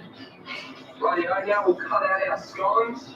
The Outback Tom is a bloke who, loves being out bush, doesn't really know what's going on in the city, and at the end of the day, just wants to cook with his granddad and show off the bush to people in the city. Make a couple more. Oh, you bastard. That's right. Hey. And I love, getting around in the old workshops and the granddads, and sort of gives that authentic, Australian I feel back in the 80s. Why did you want to start doing TikToks in the first place? I mean, I've always had a passion for film and photography, and so I really wanted to be able to film and show the sort of things that me and Granddad get up to, from such a remote part of the country. And plus, we're just having a bit of fun too. We're just messing around. Yeah. And Granddad's sort of famous. Like whenever we leave Wyndham and go to, say, the city like Perth or Broome, Granddad gets recognised on the street. They get selfies. He got mobbed by kids recently or something. Well, I had no idea of social media, and I thought, oh yeah, you just go on for fun of it. And it's actually incredibly powerful. And just to help kick the tea leaves, you just have to believe it. Then you got to swing it. Oh, yeah. Look, get a shot, get a shot. There we go. She's ready to pour. Granddad for me has always been that, growing up, especially as a young person, that father figure. Granddad's always backed and supported me in whatever I want to do, no matter what that is. Finally, 3 ingredients. You got yourself a really good feed. Put that on top. That's how you make scones or scones. And have a crack, eh? Oh, that's good. If Tom seems like a natural, that's because this isn't his first time in front of a camera. When he was in high school in nearby Kununurra, Tom featured in a doco-series called My Year 12 Life. On the back of that, he got his very own show, The Kununurra Kid. Recently just finished high school and just straight through. I know nothing about my culture, but I want to. Going around Australia in my van at my pace, doing whatever I want. Where am I? I'm the Kununurra Kid. The Kununurra Kid was all about me going to find my lost Aboriginal side of the family. I didn't have a stereotypical upbringing or family life. My father's in prison. I have a very young mum. And so in the show, I go, well, I'm an Aboriginal person, but I don't even know what tribe I'm from. Lovely to meet you. Yeah. Wow. And do you feel like you learned a lot about your culture and your family? Absolutely. I know my mob, I know my tribe, I know where they are, but this is still my home to me, and this is where I feel really connected to is the Kimberley region. What an incredible childhood Tom must have had here. And what an incredible granddad.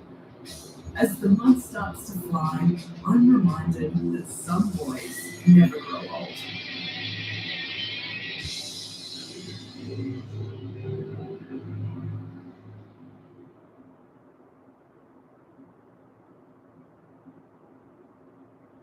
my way to meet one of Tom's granddad's old workmates from the port, Narrogin man, Donnie Campbell. He and his brother John come from a family that reaches right back into the past, to a very different Wyndham. The brothers have brought me out on country to one of their favourite spots, Margoo Billabong. Any fish in there? Oh, yeah, you can bury in there. Yeah. Not a good spot for a swim though, hey? Oh, swim in. Older brother Donnie grew up on Kurrunji Station, just southwest of Wyndham, where his dad was a famous stockman. As a teenager, his life changed forever when he developed leprosy, or Hansen's disease. In the late 1800s, this infectious disease hit Aboriginal communities in the north of Australia hard. To prevent the spread of the disease, authorities would forcibly remove sufferers from their homes and isolate them in leprosariums, often for decades. Donnie and his family were taken to a facility in Derby called Bungarong. The leprosarium for First Nations people opened in 1936 and operated for 50 years. Run by the Sisters of St. John of God, it was like a small town. They grew crops, had a school, and even an orchestra. During the day, patients worked to keep busy. You ever see the people that had no digits on their hand or even on their feet? But no matter what they did. I had no idea that leprosy was rife up here, but I'm even more surprised to hear living at Bungarong was a positive experience for Donnie. I can't think of a better place that I've been. Up there, in my youth, we stayed in a little cottage near the church. And it was good, it was like a little place like this. We had fans and bloody air conditioning and all.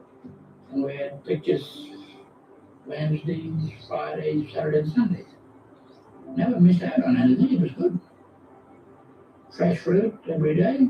Sounds like luxury. Oh, it was luxury, man. I loved it. That's why I got back there. That's the reason I got back. Donnie finally recovered and was released in 1974, yet he returned the following year to work at the leprosarium. These days, he's still helping people in need, only this time it's a bit closer to home, at Wyndham's Rehabilitation Centre, 7 Mile. It runs a residential program for Aboriginal people to seek help for alcohol addiction. And it's an important place for the community? It is. You know, if you've got trouble with people like due to alcohol, yeah, alcohol is a very damaging thing. I've seen this raw, what it can do to you. What have you said? Oh, even for myself, you get so, that's, I'm nothing else. You forget about a lot of things, you're making money, and all you want to do is just go and drink. Oh no, one night I just woke up and there's a better lie on the other side of the fence.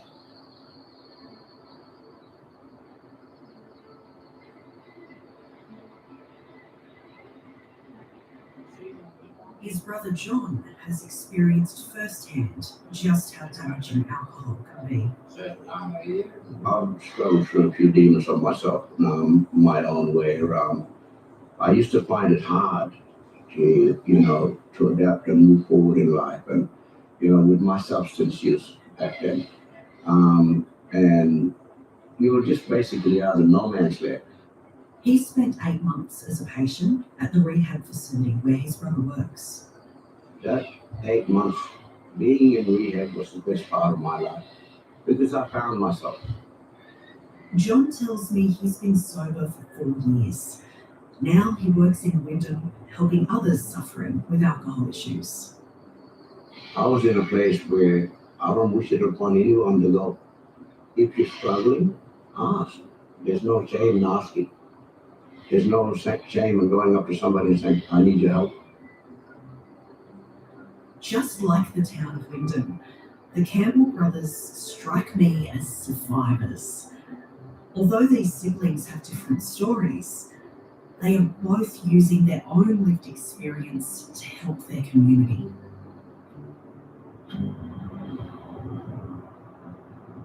The next day, it's time for me to embrace the ranges, the Boabs, and those vast horizons on my way to my next stop, Kununurra. Jumping on the course with me, loving you is like walking on water when the sea is calm and blue, okay? I'm trying to hear you, right? Loving you is like walking on water when the sea is calm and blue. And the sea is calm and blue. That was pretty good. I was hearing some harmonies. That's actually a country folk track that my dad wrote while he was in prison. He's unfortunately stuck in a really harsh cycle of being incarcerated inside the prison system, and with this amazing relationship, he sent me a letter with the lyrics written down, and I asked a good friend of mine, Albert Gray, to come over and help produce the song, and yeah, we managed to put it out on radio and get his own song back while he was in prison. Oh, no way! Yeah. I can only imagine how that would have felt for him. Yeah, it was an incredible moment. Loving you is like walking on water. Tom tells me he's made the hour-long journey from Wyndham to Kununurra 1,000,000 times. All right, Ray, so I'm taking you to Kununurra. So I'm going to go to Kununurra with the Kununurra kid. That's right, yes. It's actually pretty lucky for you, to be honest. I know. It's quite interesting because Wyndham used to be the hub. Wyndham used to be the main town, and Kununurra was set up as a service town to the Order scheme. But now they've completely swapped places. Right here, Ray, we're coming up to the Diversion Dam Bridge. This is how you know you're arriving in Kununurra. Oh, nice. Iconic Diversion Dam Bridge. And so as soon as we're coming up to it, the left is the lower ward, and this top bit on the right is the upper ward. Left is basically just saltwater crocodiles, right is the freshwater crocodiles. It's one of the most incredible and beautiful towns I've ever laid eyes on. It's built by the Lake Kununurra, which feeds up into Lake Argyle. If Wyndham feels like it's steeped in history, Kununurra is a snapshot of the here and now. So the lake and the river itself, I suppose, is pretty important to life here. Absolutely. I mean, Kununurra was basically built around it. Water is life, not just for the agricultural part, but for the life of town too. The people are incredible. It's filled with lots of culture still. All right, Ray, I'm going to take you here to Warringah Yards. Some amazing local artists, hopefully some amazing stories. You have to meet these guys. So I think you'll probably love it here. Enjoy the rest of your travel. It's been really great hanging out with you. Thanks, Tom.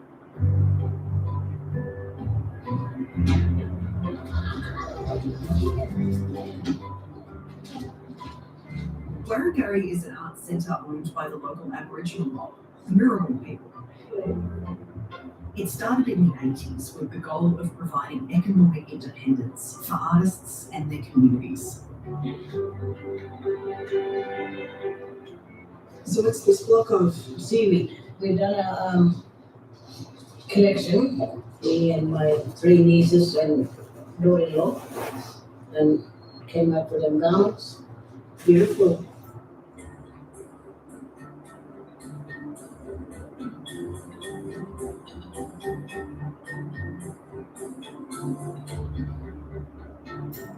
Mirrabul artist Dora Griffiths has started working here in 2004. Now she helps to run the centre. The textile thing came about is my mom wanted to encourage more young ones to come and be involved in the art center.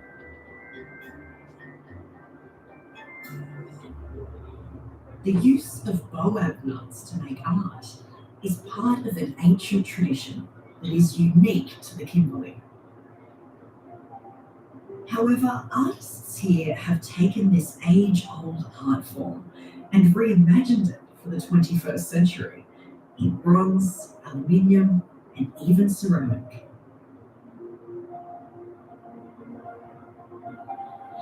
For Dora's sister, artist Jan Griffiths, The centre is also a place where she can explore her family history. History Beneath the Beauty tells the story of when my grandmother went to this billabong to collect the flowers, the heart of the lily flower. She looked in the distance and she could see these two strange men that she never seen before. So that's when she went and hid in the billabong to hide him so they don't see her. This is the billabong where Jan's grandmother hid all those years ago. She was hiding because at the time Aboriginal people were often forcibly taken from their country to work on stations. And I wanted to put her emotions in there. That's where the coloured lily pads comes in. That's all my grandmother's emotions. History beneath the beauty. You know, it may not be in history books for people to see and read, but it's our history.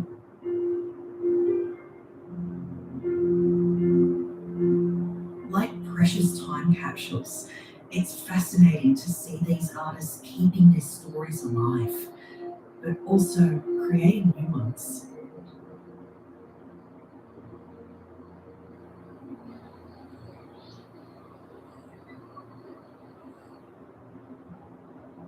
For the last part of my journey, I'm heading south, following the Ord River as it meanders into the massive engineering feat that is Lake Argyle.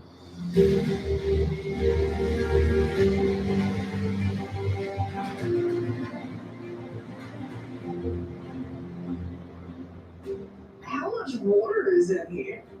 This place is massive. Most people don't have any idea of the size. You're looking around about 19 Sydney harbours in volume. Steve Sharp knows this colossal body of water better than most, having spent years here as a tour guide. So if you imagine picking up a whole big Sundays in the middle of the water that surrounds them, one here in the middle of the Kimberley, that's equivalent to Lake Argyle. That's a lot of water.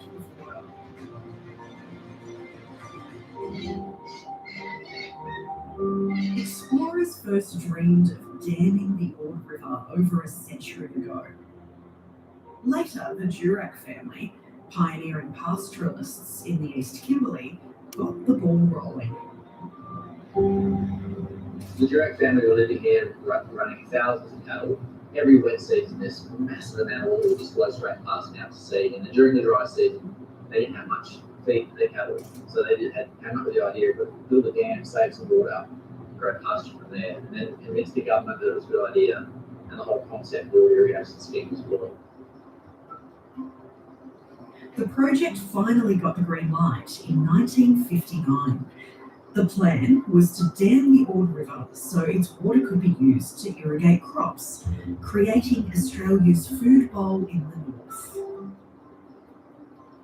2 dams were built, one smaller diversion dam in Kununurra and the main Ord River Dam, which forms Lake Argyle.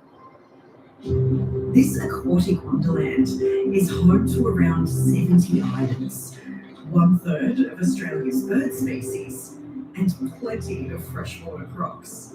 They estimated that 350 crocodiles lived in the river before the lake built. Now the rough estimate is around 30,000.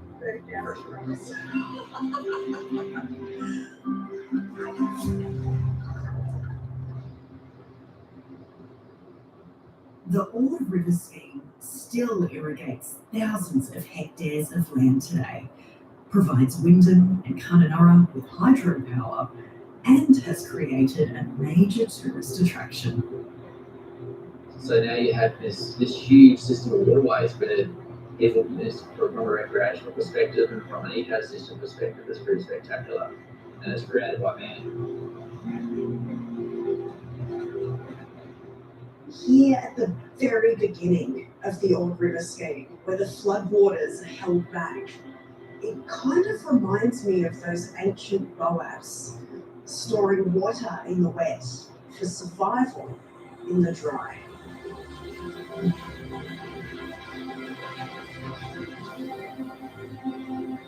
There's no doubt in my mind that it'd be a challenge to live in a place like this. But for me, the people I've met, the red dirt, those blue skies, and the mighty Ord would make for one incredible life. It's 38 degrees at 6 p.m. at night, you know, it's being doused in mozzie spray, or we're watching the sun set over the marsh.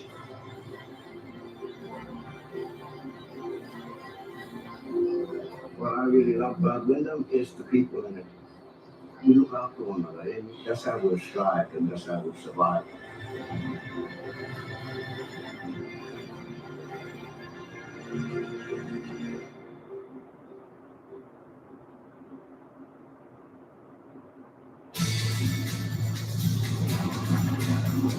Next time on Backroads, 2 Victorian towns going out on a limb. This is fun. Whose garden do we raid next? Offering newcomers a fresh start. They arrived with a suitcase, change of clothes, and nothing else. And a safe haven. We feel like we're in charge of our lives. Feel like human beings.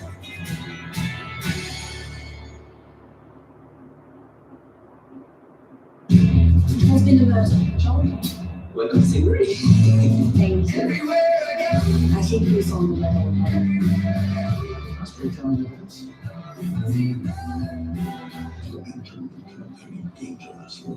Served as a chicken. Yeah, The new season of Death in Paradise. Sunday 7:30 on ABC TV and ABC iView. I would prefer to tell someone that I'm addicted to meth. Feels more like a monster. Telling you what to do. Yeah. Suffering in silence. No one in Australia should be dying of anorexia. An alien has replaced my daughter. The eating disorder emergency. Crisis is the only word you can use. The system is broken. If your child had a life-threatening illness, you wouldn't be discharged to the care of your GP. That's how she's remembered it. That's wrong. Four Corners, Monday, ABC TV and ABC iView. Long before we ever thought of retail megaplexes and online grocery shopping, Australians relied on the corner shop. The Ferraris are back. Oh, my son, where is the daughter? They're going back in time. There are a couple of things missing, like everything. From colonial Australia It's manual intensive labour. through the 20th century. Oh my God, that is the dial. Oh, honey, I'm hungry. All the highs Voila. and lows Where did everything go? of a changing Australia. I feel like a rebel. We're used to running our business after the beat. Back in time for the Corner Shop starts Tuesday, March 7th on ABC and ABC iView. Good evening. It's Thursday, the 23rd of February. Our top stories tonight. Nations urge Russia to immediately withdraw from Ukraine on the eve of the first anniversary of the invasion. Rescuers search for survivors of a mine collapse in China with dozens feared buried alive. The Yes campaign for an Indigenous voice to Parliament officially launched in Adelaide. And rocket attacks and airstrikes after a West Bank raid which left 11 dead and dozens wounded. You're watching The World.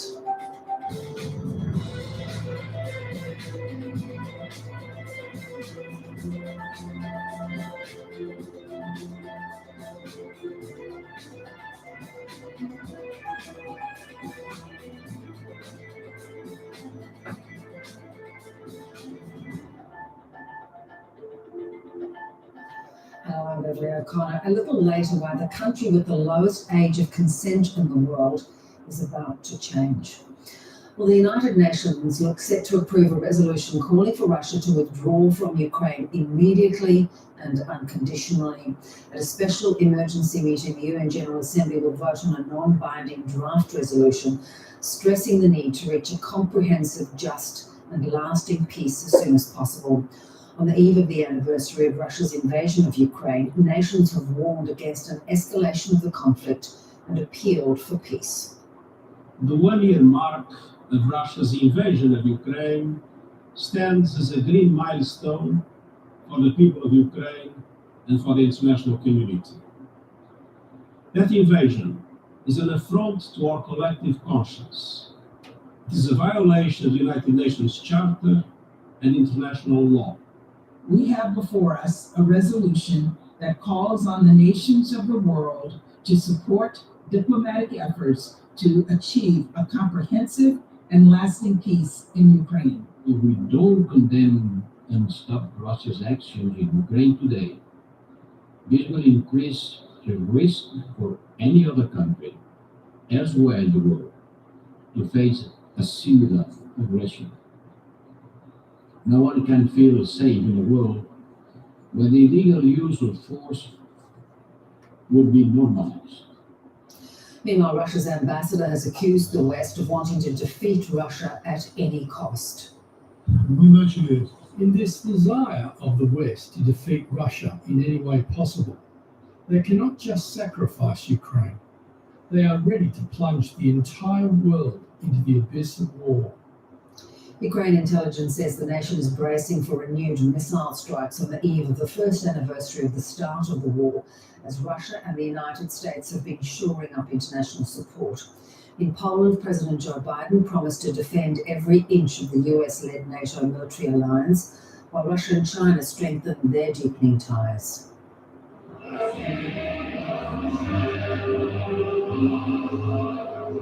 A spirited rendition of Russia's national anthem, led by the man who sent his country to war. Россия! Идет бой на наших. Right now, there is a battle on our historical frontiers for our people. They are being led by the same kind of courageous fighters as those that are standing here now next to us. They are fighting heroically, courageously, bravely. We are proud of them. An estimated 200,000 people attended the Glory to Defenders of the Fatherland concert. The same number of Russian troops are thought to have been killed or wounded in Ukraine in the past 12 months. You listen to him and you believe that all will be well, everything will be wonderful, that we're on the right path. Earlier, Vladimir Putin met with China's top foreign diplomat. The Russian president hosted a rare tight-knit encounter, where the two countries committed to further strengthening ties. We are willing to work with Russia to maintain strategic focus, deepen political mutual trust, strengthen strategic cooperation, expand all-round practical cooperation, and safeguard the legitimate rights and interests of our two countries. In Warsaw, the US president firmed up relations with his own, holding talks with the Bucharest Nine, a group of key leaders on NATO's eastern flank. We will defend literally every inch of NATO. Every inch of NATO. And this is an important moment. Asked about Russia suspending its participation in a key nuclear weapons treaty, Mr. Biden had a clear message for the Kremlin. It's not yet clear what consequences, if any, may follow. Steve Kinane, ABC News. New Zealand authorities say the number of people still isolated after last week's severe storms is dropping. Police say there are now 152 people that have been unable to contact, down from more than 5,000. It comes 10 days after ex-tropical cyclone Gabrielle tore across the North Island, causing widespread damage. At least 11 people were killed. The Foreign Minister Penny Wong says Australia will pour more than $600 million into health programs across the Pacific and Southeast Asia. She made the announcement in Fiji, where she's attending the Pacific Islands Forum Special Leaders meeting. And today she toured a joint defence facility near Fiji, and partly funded by the Australian government. Minister Wong says the new health funding will boost immunisation programs in the region, as well as tackle infectious disease outbreaks, helping the region recover from COVID-19. We do better in a region that is more stable and more secure, and part of that is health. The campaign to enshrine an Indigenous voice to Parliament in the Constitution has officially been launched. Organisers are urging Australians to ask any questions they might have about the referendum. But one prominent Indigenous senator has warned the debate is about more than just the yes or no campaigns. The ABC's referendum correspondent Dan Bourchier has more from Adelaide. Well, it's been about taking the debate away from the politicians and to the community, to coffee tables, to community events, and about having a conversation about what this means, what a voice to parliament could do, and what a referendum is all about. Campaigners have spent the last couple of days here having a conversation about just how to have those big conversations about complex matters around the voice. And of course, that all concluded with the event that's just drawn to a halt a little while ago, where we heard this evening about those with personal experience of big reform, others saying what the voice to parliament could be and would be, and what they hope it would mean for Australia. I spoke to one of the lead campaigners, Dean Parkin. Here's a little of what he had to say. It's about taking this campaign for recognition through a voice out of the bubble and back down to where this campaign belongs, which is with the people of Australia. We've been very pleased to announce that the Paul Ramsay Foundation has agreed to contribute $5 million to the campaign. And I think that's a validation of our efforts to really make sure that the community is involved in this. We know that the no side is even more complex, layered and nuanced than it's been talked about in the past. Just today, we had the newly independent Senator Lydia Thorpe telling the ABC that there needs to be a listening to the progressive no case. She says progressive voters who don't think that the voice to parliament will have the outcomes and the answers that many are saying that it will. She says there needs to be a focus on tangible outcomes right now, a focus on treating and also of completing the incomplete recommendations from the more than 30-year-old Royal Commission into Aboriginal Deaths in Custody. In addition to that, we know that many of the no campaigners have been spending time across Western Australia where they've been campaigning there. One campaigner today told me there are many people who say they still don't know what the voice to parliament is, others saying that they want more detail and they're just not sure about it. That, of course, will become the challenge or the opportunity for the yes and no campaigns, depending on how you're looking at it, before all Australians of voting age cast their ballot.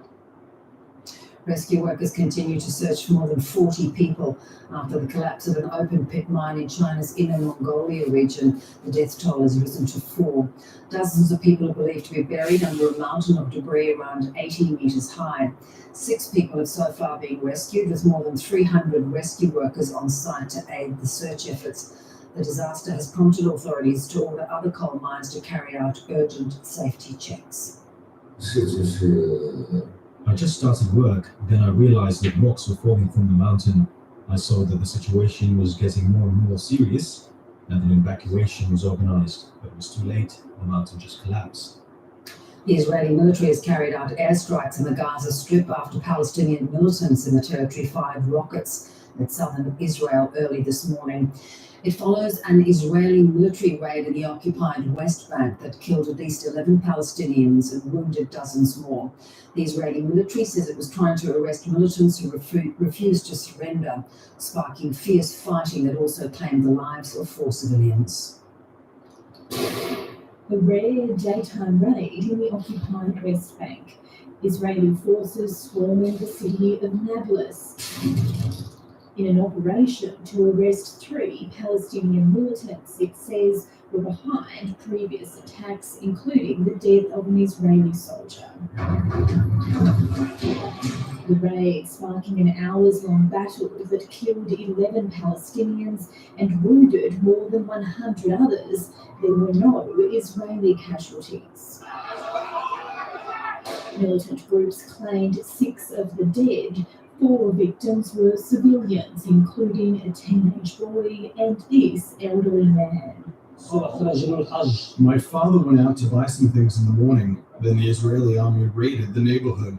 In the aftermath of this deadly raid, militant groups across the West Bank have promised retaliation attacks, and 6 rockets have been fired out of Gaza with no injuries reported. Israel has hit back with airstrikes. There are fears the situation in the West Bank is deteriorating. This raid was the deadliest single incident in nearly 2 decades, prompting the US to call for calm. Today's events further underscore the urgent need for both sides to work together to improve the security situation in the West Bank. For now, tensions remain high and cooperation seems unlikely. Alison Horn, ABC News, Jerusalem.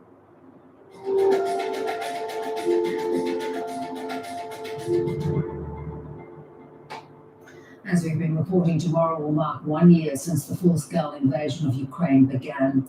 While much of the West has stood alongside Kiev, in Russia, a tightly monitored media landscape and wide-scale propaganda operation has potentially hardened views at home.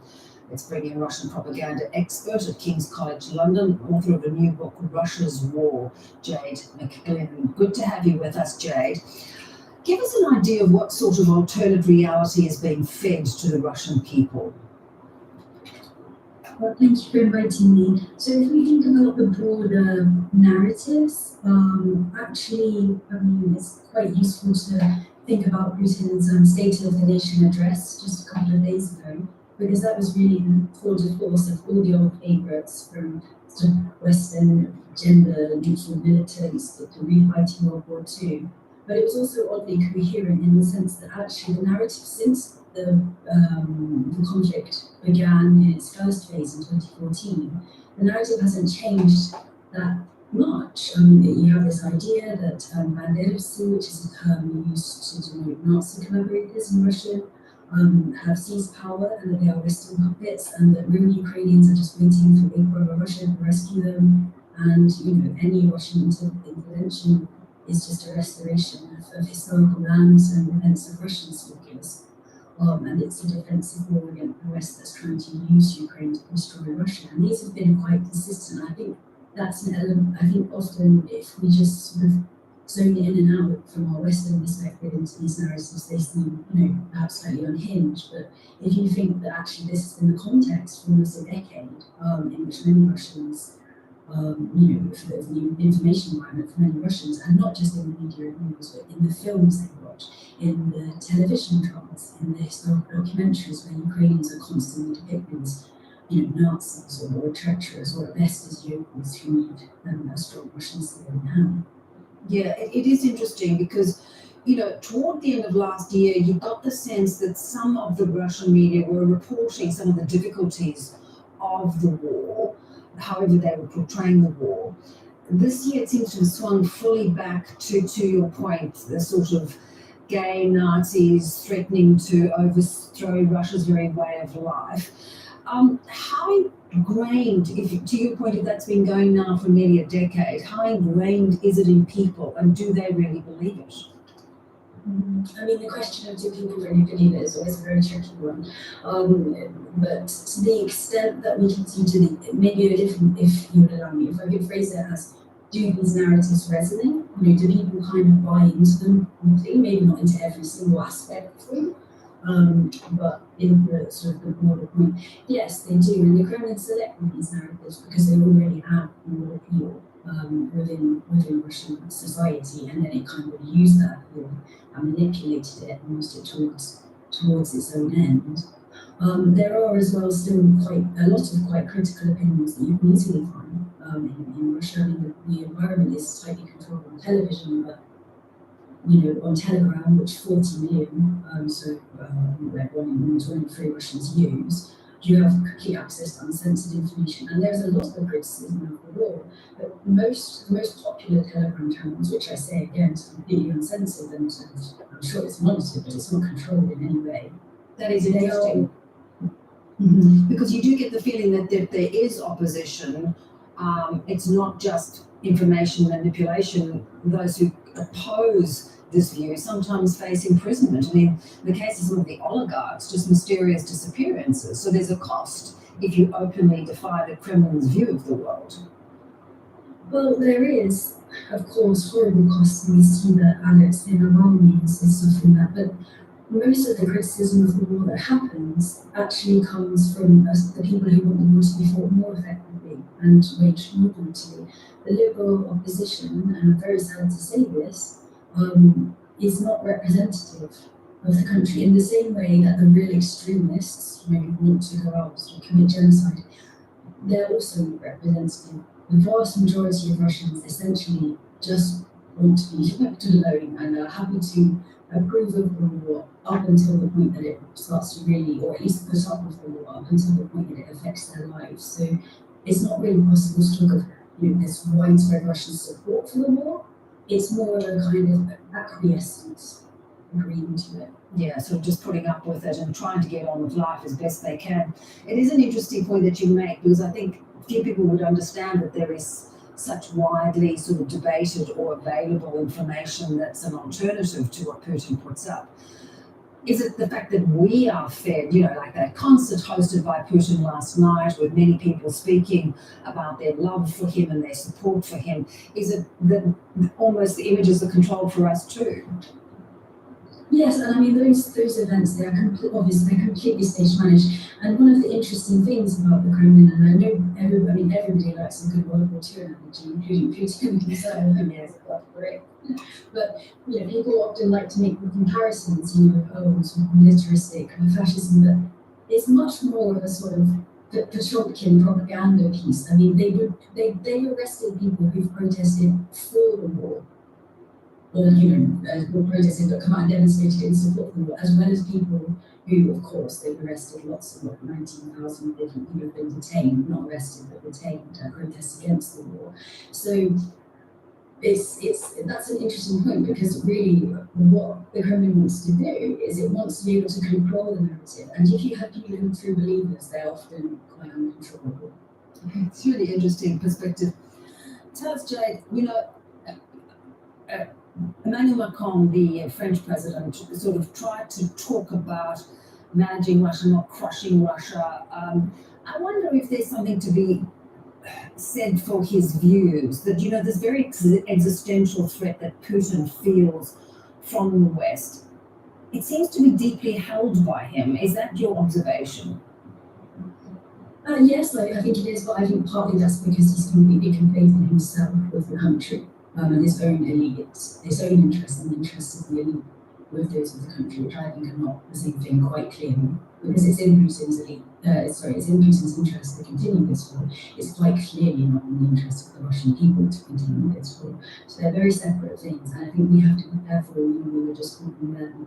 And you made that very important point about the extent to which we're also being fed and manipulated slightly with some images. And I do find it, as somebody who's spent a long time living in Russia, and I still very much love it, and all of my Russian friends, with whom I'm still in contact, the idea that Putin is that his views and what's good for Putin is good for Russia, to me seems a very flawed statement. Yeah, disjointed. Really good to get your perspective on this, Jade. Thanks so much. Thank you. 2 Adelaide men who were missing after a plane crash in the Philippines have been confirmed dead. Rescue crews have reached the site of the crash on an active volcano in Albay province. 4 men, including Australians Simon Chipperfield and Kartik Santhanam, were on board the Cessna when it crashed on Saturday. Rescue efforts have been hampered by the remoteness of the location and the difficult terrain.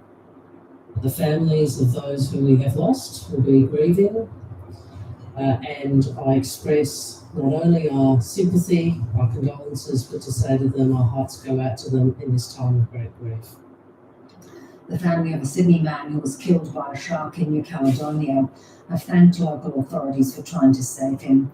Chris Davis was holidaying on the popular tourist island of New Caledonia when he was fatally mauled by a shark on Sunday afternoon in the capital, Noumea. In a statement, the family have asked the media and the public for privacy at this difficult time. Let's get back to the gathering in Fiji ahead of the special leaders meeting of the Pacific Islands Forum. Foreign Minister Penny Wong has today met with key delegates ahead of formal discussions getting underway tomorrow. Our Foreign Affairs reporter Stephen Jedges takes us through the key issues heading into the meetings. Well, Beverly, there are several issues. I guess the first one, although I don't think it will actually take up that much time for the leaders, but notionally, the reason they're all there is to operationalise the Suva agreement, and that's the agreement that all the Pacific Island countries have now signed, or Kiribati is about to sign, which will effectively ensure that that damaging leadership split is finally put behind the group. The group can now move forward and actually agree on a succession plan, and that will ensure that Micronesia, the group that accused the other parts of the Pacific of breaking a gentleman's agreement, treating them with contempt, are now going to officially come back into the tent where they will stay. So that's perhaps the most important thing. This agreement will actually ensure that PIF holds together, which is a good thing for regional unity. It makes it harder for outside countries to come in and pick off individual countries. It means that the Pacific's voice on things like climate change will remain unified and singular, and it just ensures that the entire messy and distracting episode can hopefully be put behind the group. There are other things that are also going to be on the agenda, though. I think there'll probably be quite a big focus on Japan's plan to release nuclear wastewater into the Pacific. This has been deeply contentious. A large number of Pacific Island countries are very worried about the environmental consequences with this.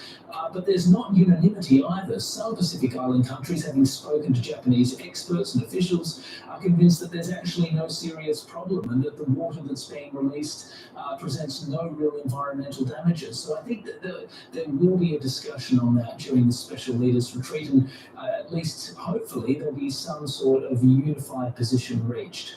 Then on top of that, of course, there'll be discussions on a whole range of other issues, climate change and also regional security. I think we'll see a number of countries very keen to try and have a discussion on regional security. Countries like Australia and Vanuatu are going to provide some information to other Pacific countries about the security agreements that they've signed. And more broadly, I think we're going to continue to see this emphasis on family as the first provider of security, which is basically a code for, in most cases, trying to keep outside countries, particularly China, well and truly clear of regional security arrangements. Stephen, you've spoken about this greater cohesiveness. Has that helped shift the dynamic with Australia's relationship with Pacific nations? Look, there's no doubt that Australia was worried by the split in the Pacific Islands Forum, and it's ploughed a fair amount of time and effort into trying to facilitate the talks that led up to the Suva agreement, which has allowed the Pacific Islands Forum, in the end, to hang together despite the last year or two of pretty considerable turmoil. So, yes, Australia is very happy to see that unity preserved, and it also believes that if the Pacific Islands Forum is retaining its shape and retaining all its members, then countries are going to be less vulnerable to outside actors. Now, in particular, that was the fear with Kiribati. Kiribati was the last country that was still entrenched in its isolation, unlike the other countries that refused to come back into the fold, saying that it hadn't been treated with respect by its fellow Micronesian nations. They just ploughed ahead with negotiations without consulting Kiribati. But Kiribati has painstakingly, over the last few months, been brought into the fold. There was a visit to Kiribati by Fiji's newish Prime Minister, Sitveni Rabuka, who went there in January to basically offer apologies to Kiribati and to encourage it to come back in. It is now back in the tent. The fear there was that it was already tracking in an unfortunate direction in the eyes of Australia, at least. It was drawing closer to China. There were dark murmurs in Kiribati itself that China might even have been encouraging Kiribati to steer clear of the Pacific Islands Forum in an effort to entrench its influence in that nation. So that's one of the reasons why Australia was so keen to see Kiribati brought back into the fold, and that seems to be what's about to happen. Stephen Penny Wong, Foreign Minister, has visited many Pacific nations in recent months. Agreements are being signed here and there. Do you think this is going some way to tempering China's influence in the region? Look, Australia doesn't want to see its efforts cast as nothing more than a pushback against China. And to be fair, it is a bit more complicated than simply pointing the finger at China. Australia is not motivated solely by a desire to block China. There are other factors there, including a realization in Australia of just how precarious the long-term prospects of many of these countries really are. Countries like Kiribati are not only threatened really seriously by climate change, which over the medium term presents a really existential threat to its very physical existence, but are also struggling with a whole lot of other very, very profound challenges, including just the difficulty of getting sufficient capital into the countries and investment, difficulties presented by long-term unemployment, environmental degradation. So there are a host of challenges, and Australia's alive not only to the risks that presents to the Pacific, but also the broader regional implications of those problems. And that's one of the reasons why it's paying more attention. All of that said, there's no doubt that anxiety about China remains perhaps the most powerful and immediate driving force behind Australia's actions, even though it doesn't want its actions cast in that light. And again, I think we see that with some of the recent actions that Australia's taken. You see that in the security agreement that it signed with Vanuatu in December last year. That was driven very heavily by a fear that Vanuatu might in the future go down the same path as Solomon Islands and sign a security agreement with China. So Australia was trying to entrench its position there as the security partner of choice. And similarly, I think with Kiribati, it's undeniable that were it not for the fact that Kiribati had moved so swiftly to embrace Beijing after it recognised it in 2019, if had that not happened, Australia would not have moved so rapidly as it did this week to try and really build up its own security links with Kiribati, offering a whole range of programs, including police training, peacekeeping training, wharf upgrades, and also a whole series of other commitments. So China is not the whole story, it never is, but it is a big part of it. Yeah, interesting. Stephen, good to have you on. Thanks so much. Thanks so much, Beverly.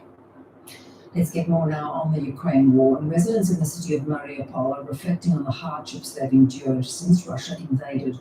The port city became a prime target in the early days of the war as Russia attempted to create a land bridge to Crimea and destroy Ukraine's economic infrastructure. 250,000 people fled Mariupol when the conflict started, but some residents had nowhere else to go.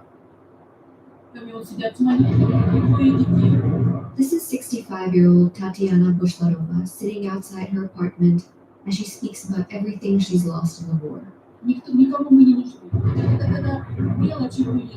12 months later, explosions are going off in Mariupol, but the residents are unfazed. The devastation has hardened people's hearts. People lost everything. Everyone's kind of strange now, angry. I don't know. I don't see a lot of kindness out there. Her home of 20 years was reduced to rubble during the Russian shelling attacks that also claimed the lives of many of her neighbors. I know a woman who lived next to me. She lost her son. 3 people here also died. Tatiana and her husband applied for compensation when their house was torn down by excavators. However, other residents are still hopeful that they will be able to return to their homes in the coming months. They won't tear down the building. They promised to get us in there sometime in August or September. I do miss it a lot, but what am I to do? There's only me now. The city defended itself during the 3-month-long siege in 2022, but fell to Russia when the last Ukrainian forces emerged from the Azovstal steelworks plant after a month-long resistance. Life is different now, but is returning to something of a new normal under Russian governance. Officials aim to reconstruct the city and have already converted the official currency to the Russian ruble. But adjusting to their new lives hasn't been easy, as residents struggle to obtain new passports and survive on meager pensions. We are trying to replace our documents. Everything went up in flames, there's nothing left. And wherever we apply, nobody wants anything to do with us. Residents are hopeful that the new Russian-installed buildings mark the end of destruction in Mariupol. Anya Tandon, ABC News.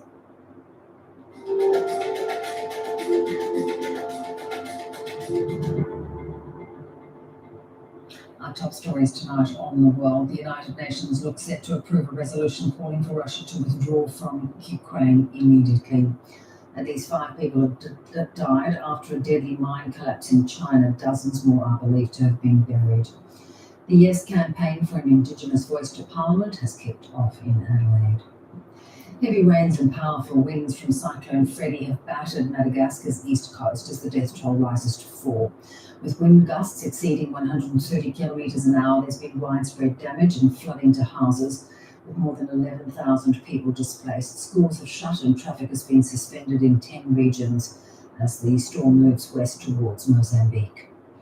And a brutal winter storm is lashing large parts of the United States. Up to 60 centimetres of snow and winds of up to 97 kilometres an hour are forecast for some parts. Powerful winds have already knocked out power in California. More than 1,500 flights have been cancelled. Officials have warned the worst won't be over for several days. US media outlets say Donald Trump's daughter and son-in-law have been summoned to testify before a federal grand jury. Ivanka Trump and Jared Kushner have reportedly been called to give evidence on the former president's role in the storming of the US Congress 2 years ago. It's unclear whether Mr. Trump will seek to block Ms. Trump and Mr. Kushner from testifying on the grounds of executive privilege, as he has tried to do with some other witnesses.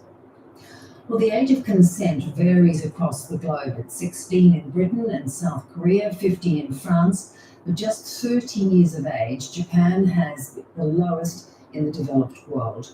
Unchanged since 1907, activists and victims of sexual assault have been calling for the age to be increased, and that finally looks set to happen.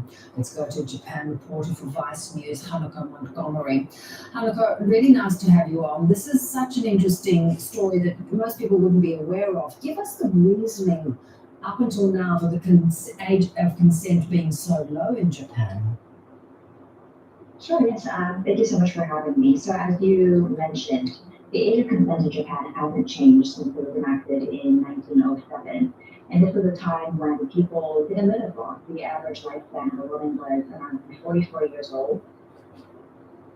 They had children younger, they were married younger. So across the globe, we actually saw the age of consent was much lower.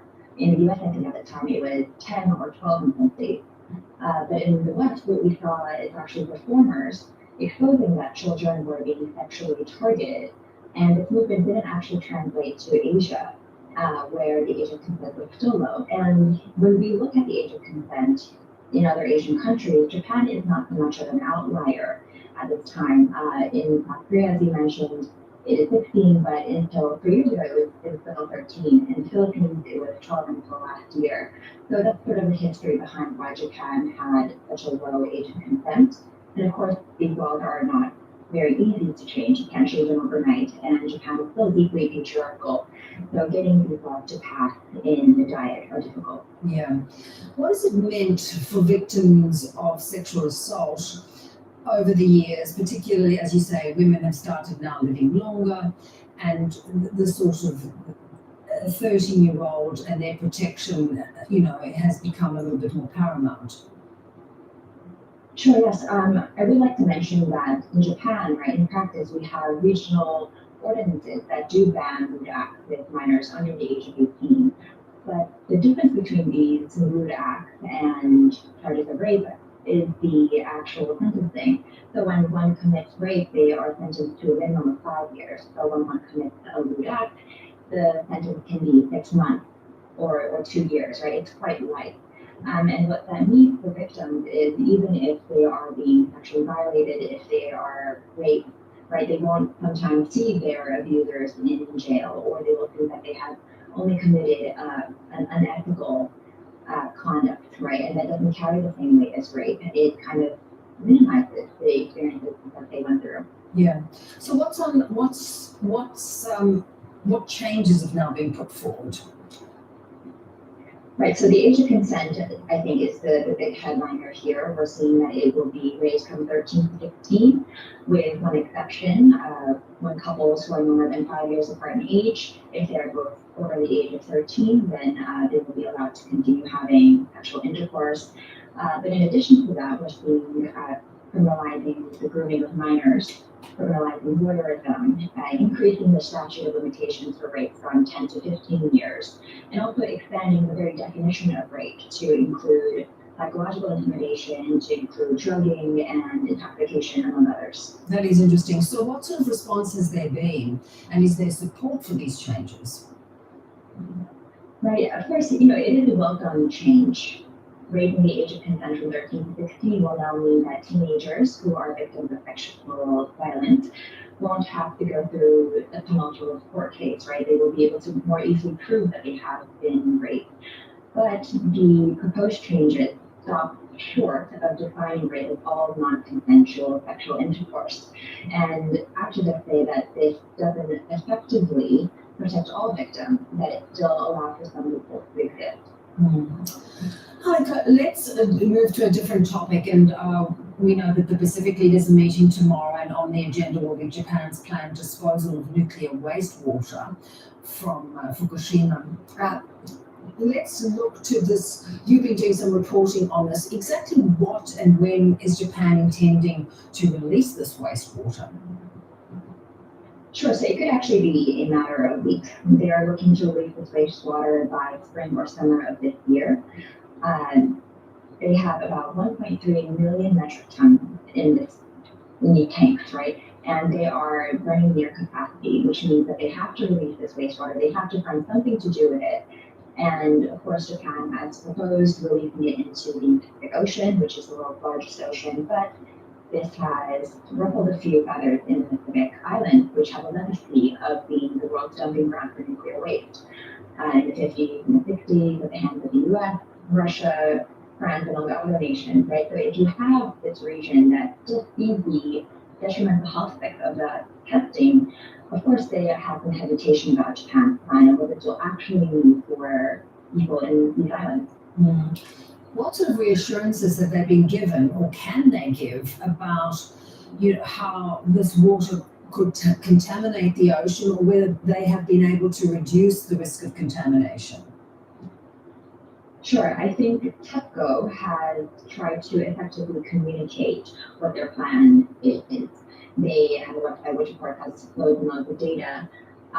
But one thing that I think could be reassuring perhaps for Pacific Island nations is that TEPCO says that it will not release this wastewater until it meets standards, regulatory standards. So even though there have been reports that all the waste has not been effectively removed with their out system, they claim that it won't be released until it actually meets regulatory standards. And now, of course, scientists are divided about whether or not the system is actually working to remove the radioactive waste. TEPCO claims that it does, and of course, other international scientists, the IAEA, also agree. But there are other experts who claim that TEPCO still needs to effectively communicate their plan. Okay, well, watch with interest this. Thanks so much for your time. Thank you. Ukraine's ambassador to Australia has called on China to use their close relationship with Russia to bring an end to the conflict in Ukraine. Speaking to 7:30, Vasyl Miroshnichenko emphasized the ties between Beijing and Kiev.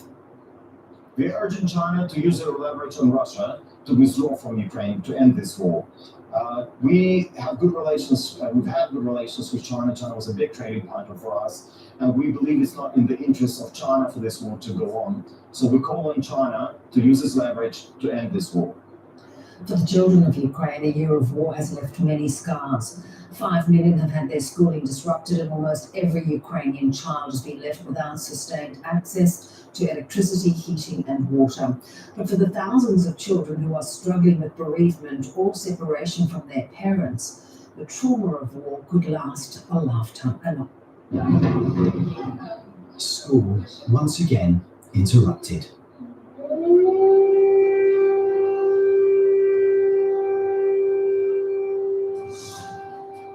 The air raid siren takes us by surprise. We're filming the children's first week back at school.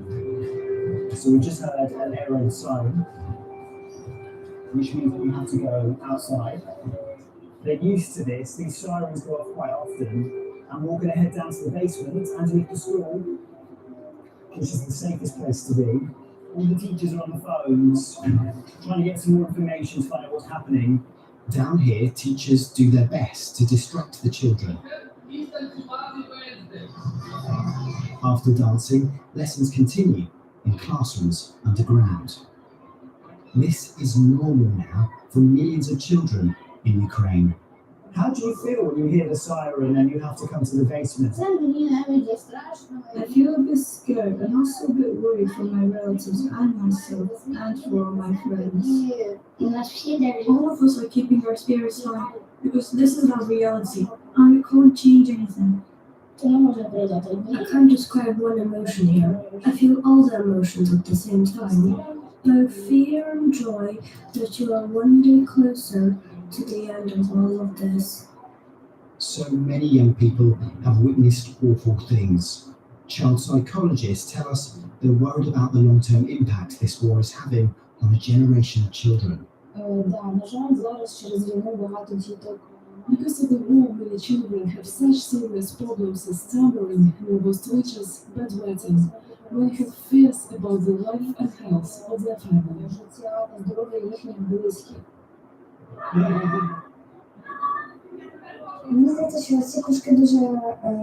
I think these clubs are very important.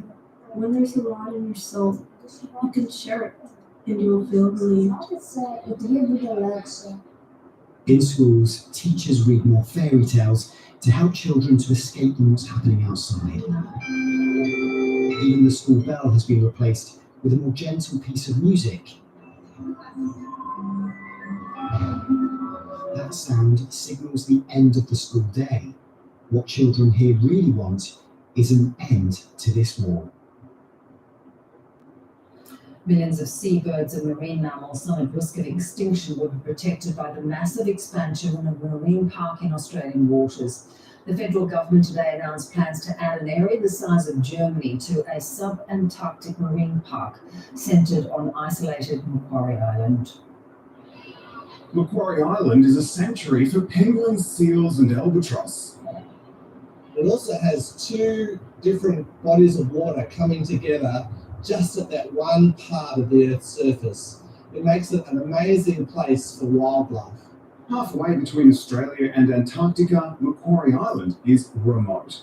Commercial fishing was already banned in small zones, but the government is proposing to upgrade and expand environmental protections, banning fishing in most of it. The Australian government hopes to triple the size of the Macquarie Island Marine Park and add an area the size of Germany. I thought we were having a moment. This will take the area of Marine National Park around Australian waters to 48%. It covers parts of the marine environment that weren't protected previously, so it's scientifically credible. While today's announcement is good news for countless species, including these guys, the fishing industry in the region are less than thrilled. It puts chills down our spine to think that this is how we're going to move forward with the Albanese government. The changes won't affect fishing companies already operating in the area, but that's not enough to satisfy an industry that says its views were sidelined in favour of environmentalists. So what else is on their agenda? What else is it that we're going to have to be okay with? They'll have an opportunity to make any comments they would like to, just as other members of the public will have an opportunity to make any comments during this consultation period. Protections for 13 other marine parks south of Australia will be reviewed later this year. Michael Slezak, ABC News. Queensland Police will start poaching officers from overseas to help bolster the Blue Line in the Sunshine State. The service is struggling to fill vacancy and is hoping a pathway to permanent residency in Australia will do the trick. The international recruitment drive comes amid vigorous debate over youth crime. It could be a Queensland beach, but this is Western Australia. Living the dream, say all the time. It was the first state to reach a Labor agreement allowing WA to recruit police from overseas. Queensland will be the second. 500 each year over the next five years. They'll bolster the numbers of our homegrown graduates as the government tries to live up to its promise to enlist an extra 1,450 sworn officers by 2025. The opposition says the number is well short. Is it any wonder Queenslanders no longer trust the Palaszczuk government to keep them safe? I won't be lectured at all by anyone from over there, Mr. Speaker. We've provided all of the funding. It's about halfway. It's about half-on. To get the whole way, the QPS will target qualified police from countries like the UK, New Zealand and Canada. Under the deal, applicants would be vetted, complete a fast-tracked training course of 3 to 4 months, and then be stationed across Queensland. The icing on the cake, With a pathway to permanent residency and then ultimately a pathway to citizenship. the policing announcement caps off a week dominated by youth crime. The government is plotting a new, tougher way forward to deal with offenders, but there's little agreement it'll work.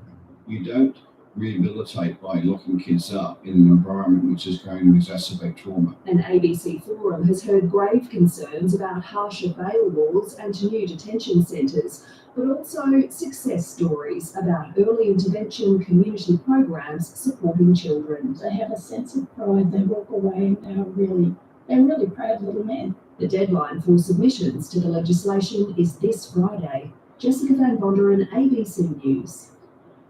Over more than 40 years, the Red Centre's famous Fink Desert Race has emerged from humble beginnings to an international spectacle. Racing across 230 kilometres of rugged dirt and sand, rev heads and racing royalty travel from across the globe for the bucket list race. More than just a race or another notch on the belt. Blood, sweat, tears, and thousands of dollars are poured into the pursuit of being crowned king of the desert. But it wasn't always that way. We grew up with Fink, and for the locals, it was, it was a must-do event for anyone, any enthusiast as far as motorcycles go. Well, it was a pub at Fink until 1980, so the competitors used to have a few ales at the end of the race and then go back the next day. In more recent times, the event has grown exponentially, with more than 10,000 spectators lining the track, and the professionalism of riders and standards of the competition taking leaps forward. This long-time Alice local throwing his hat in the ring for the first time, despite cost of living pressures driving up entry costs and some safety concerns for riders and spectators. I've camped out and watched it for many years now and get a bit itchy just watching, so finally I can do it. The amateur rider not expecting a podium finish, but willing to spend thousands to prepare for the big weekend in May. Yeah, with a bag, if it's coming down my pocket, yeah, I'll make it work. And it comes down to, I guess, really wanting to do it. It's all about keeping local people engaged. This is Christmas for Alice Springs. The number of entrants has slowly risen over the years, thanks to the event gaining a reputation interstate as the ultimate off-road challenge. And organisers are predicting another near full field this year come the King's birthday long weekend. Lee Robinson, ABC News.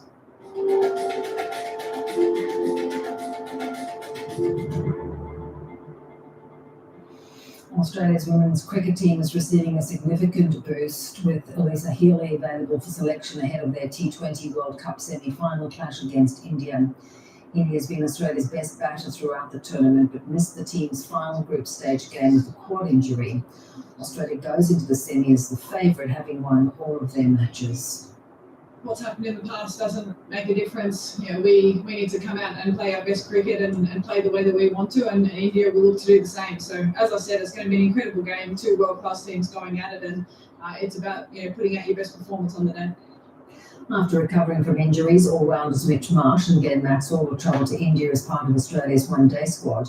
Maxwell suffered a broken leg last November and missed the summer of cricket, but has been named in a 16-player squad. Quick Jai Richardson has recovered from a hamstring injury, but Josh Hazlewood will miss the 3-match series with an Achilles complaint. Marsh is also fit to play after undergoing ankle surgery, but will play as a specialist batter. I haven't started bowling yet, so I'll progress that over the next few weeks. Looking over the next 12 months to really sort of play as an all-rounder, but for now it's a bit of a luxury to come back and play as a batsman. World number one tennis player Novak Djokovic has asked American authorities for permission to enter the United States, despite being unvaccinated against COVID-19. Djokovic wants to play at next month's Indian Wells and Miami Open events, but proof of vaccination will be required to enter the US until at least mid-April. Djokovic says the end result is out of his control. I have a big desire to be there. I haven't played there for several years, actually, and So I'm looking forward to hopefully a positive decision coming sometime soon. AFL CEO Gillon McLachlan has swept through Tasmania on a mission to convince locals of the merits of a new $700 million stadium at Macquarie Point. The league boss remains adamant a Tasmanian AFL team can only succeed if based at a new world-class venue. And he came to the state bearing gifts in the form of a multi-million-dollar Tasmanian football funding package. Gillon McLachlan in campaign mode, visiting Tasmania in an attempt to sway the locals, telling audiences a new stadium remains a non-negotiable for a Tasmanian team. He's fought and won similar battles, most famously in Adelaide. Every single person in South Australia opposed it deeply, vigorously. And now they're in total right. I'm a true believer. I'm under hostile fire and friendly fire. But when I see an opportunity, I seize it. Convinced the plan is a winner, the AFL up in the ante, promising a cash bonanza for Tasmanian football. $360 million invested in Tasmania to support football and the Tasmanian team. There's a catch though, that funding package only unlocked if the federal government agrees to commit $240 million towards the new stadium. There's a submission being made. We're giving consideration to it as part of our budget process. Skeptics say the 10-year AFL cash splash isn't what it seems. This is simply money that every AFL team gets. This is how the AFL system operates. Clubs get dividends back from the AFL. There is devil in the detail. The league would provide $209 million to the team over 10 years. That figure includes variable funding. Today's dollar figure covers previously announced contributions to the stadium and the training facility. But there is some new money, $33 million for regional academies and talent identification, $90 million for grassroots and game development, money that's urgently needed at some local clubs. I think it transformed footy in the state, and I'm incredibly buoyed by that, and what we can do as a code in this state. A decision out of Canberra not expected until the May budget. Legends of the game quietly confident. And hopefully, finally, we get our own team. Chris Rowbottom, ABC News. Let's take a check of the weather. Here's Paul Higgins. More showers and thunderstorms over the top end, North Kimberley and far north Queensland tomorrow with that monsoon trough, and along Queensland's east coast with the onshore winds. In the southeast, these hot north winds will swing milder southwesterly as that trough and front move through. Closer in, scattered showers in Queensland's far north and along the east coast, partly cloudy in Brisbane, along with some showers. Mostly sunny across New South Wales, apart from a shower or two or thunderstorm in the northeast. In Sydney, a slight chance of a morning shower, partly cloudy in Canberra. Mostly sunny across Victoria, but possible late showers in the far west. Total fire bans for the Wimmera and southwest districts. Mostly sunny in Melbourne. A warm but hot day for most of Tasmania, and a heatwave warning is current. Mostly sunny tomorrow in Hobart. Strong and gusty north winds over South Australia ahead of the milder change. Total fire bans on the west coast, the Eyre Peninsula, Flinders, mid-north, York Peninsula, southeast and the Mount Lofton Ranges. Adelaide heading for 40. In Western Australia, showers and thunderstorms over the northern Gascoyne. Also the northeast Goldfields and central and eastern Eucla. Perth will have sunny skies. Showers and gusty thunderstorms over the Kimberley, Interior and Pilbara in WA, and in the territory to the north of Elliot, and Darwin will have 4 to 40 millimetres of rain on Friday. Our top stories tonight. Nations have urged Russia to immediately withdraw from Ukraine on the eve of the first anniversary of the invasion. A search and rescue mission is underway to save dozens of people buried beneath a collapsed mine in China. And the Yes campaign for an Indigenous voice to Parliament was officially launched in Adelaide today. And that is your world for this Thursday. You can watch the show on iView, and there are more world news and interviews at the ABC's YouTube channel. I'm Bev O'Connor. Have a lovely evening. Good night.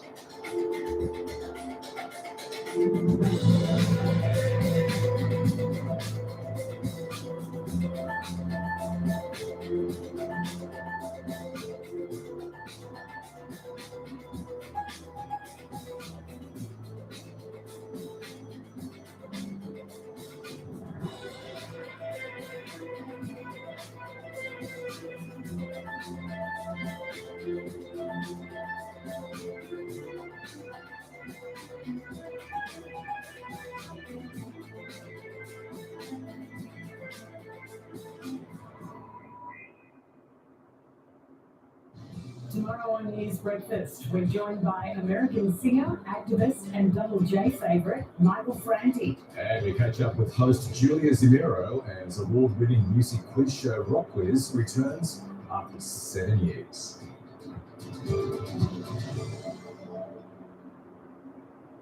I've got up my career experience Sydney World Pride live on the ABC. Your world. It's all kicking off with the live and proud Sydney World Pride opening concert featuring Charlie, Jess and Kylie. See you at Sydney World Pride.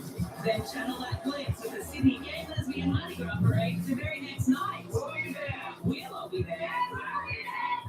Bring more colour to your world tomorrow at 7:30 on ABC TV and ABC iView.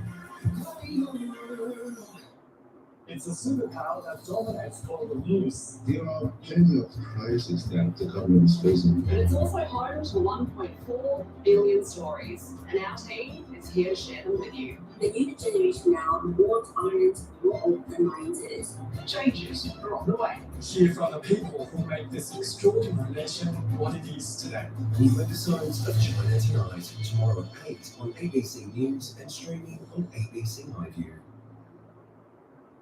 Tuesdays on ABC. Our story starts here. Choose real stories. Falling in love would be out of this world. I choose you. I choose you. I choose you. She's not trying to just be the boss. I choose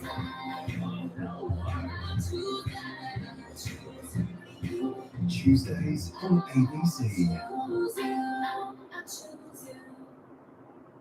I'm not really normal. Outside, you're a boy. Do you think it's still a phase? I think people still sort it out. I'm so tired of love. You're not supposed to go to school like this from now on. Kids, they change the world all the time, so we can change his mind.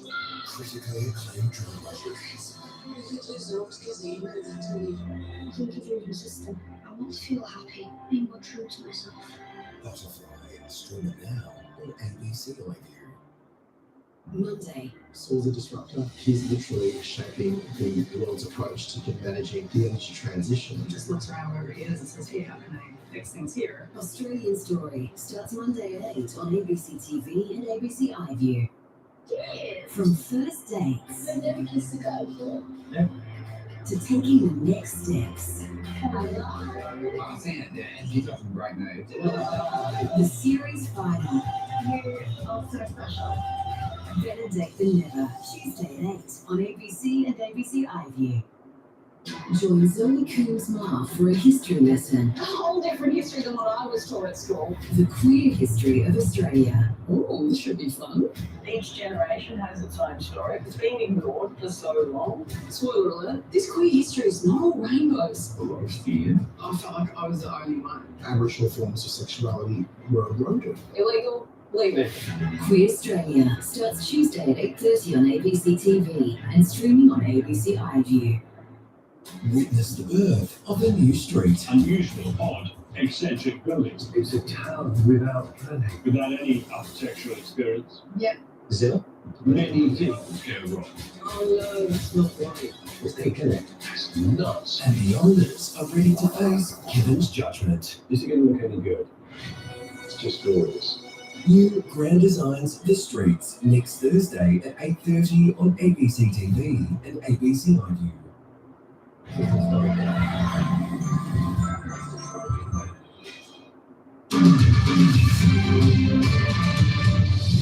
Hello, Manny Sigas with the top stories on ABC News. The campaign to enshrine an Indigenous voice to Parliament in the Constitution has officially been launched in Adelaide. Organisers are urging Australians to ask any questions they might have about the referendum. But Independent Senator Lydia Thorpe, who recently split from the Greens partly due to their decision to support the voice, says the progressive no vote in the debate is being ignored. Higher airfares, strong travel demand and cost cutting has put Qantas back in the black. The airline delivered a $1 billion half-year profit after losing $7 billion over 3 years during the pandemic. While ticket prices are expected to steady, the company's boss warns they won't return to pre-pandemic levels. And survivors of Anglican church abuse have appealed to authorities to urgently intervene in an inquiry assessing whether former Governor General Peter Hollingworth should be stripped of holy orders over his handling of abuse cases in Brisbane in the 1990s. A hearing was held earlier this month behind closed doors in Melbourne, where Dr. Hollingworth still holds the title of bishop. The key complainants pushing for the former Archbishop to be defrocked say they've been shut out of the process. And those are the latest stories. I'm Manny Sigas.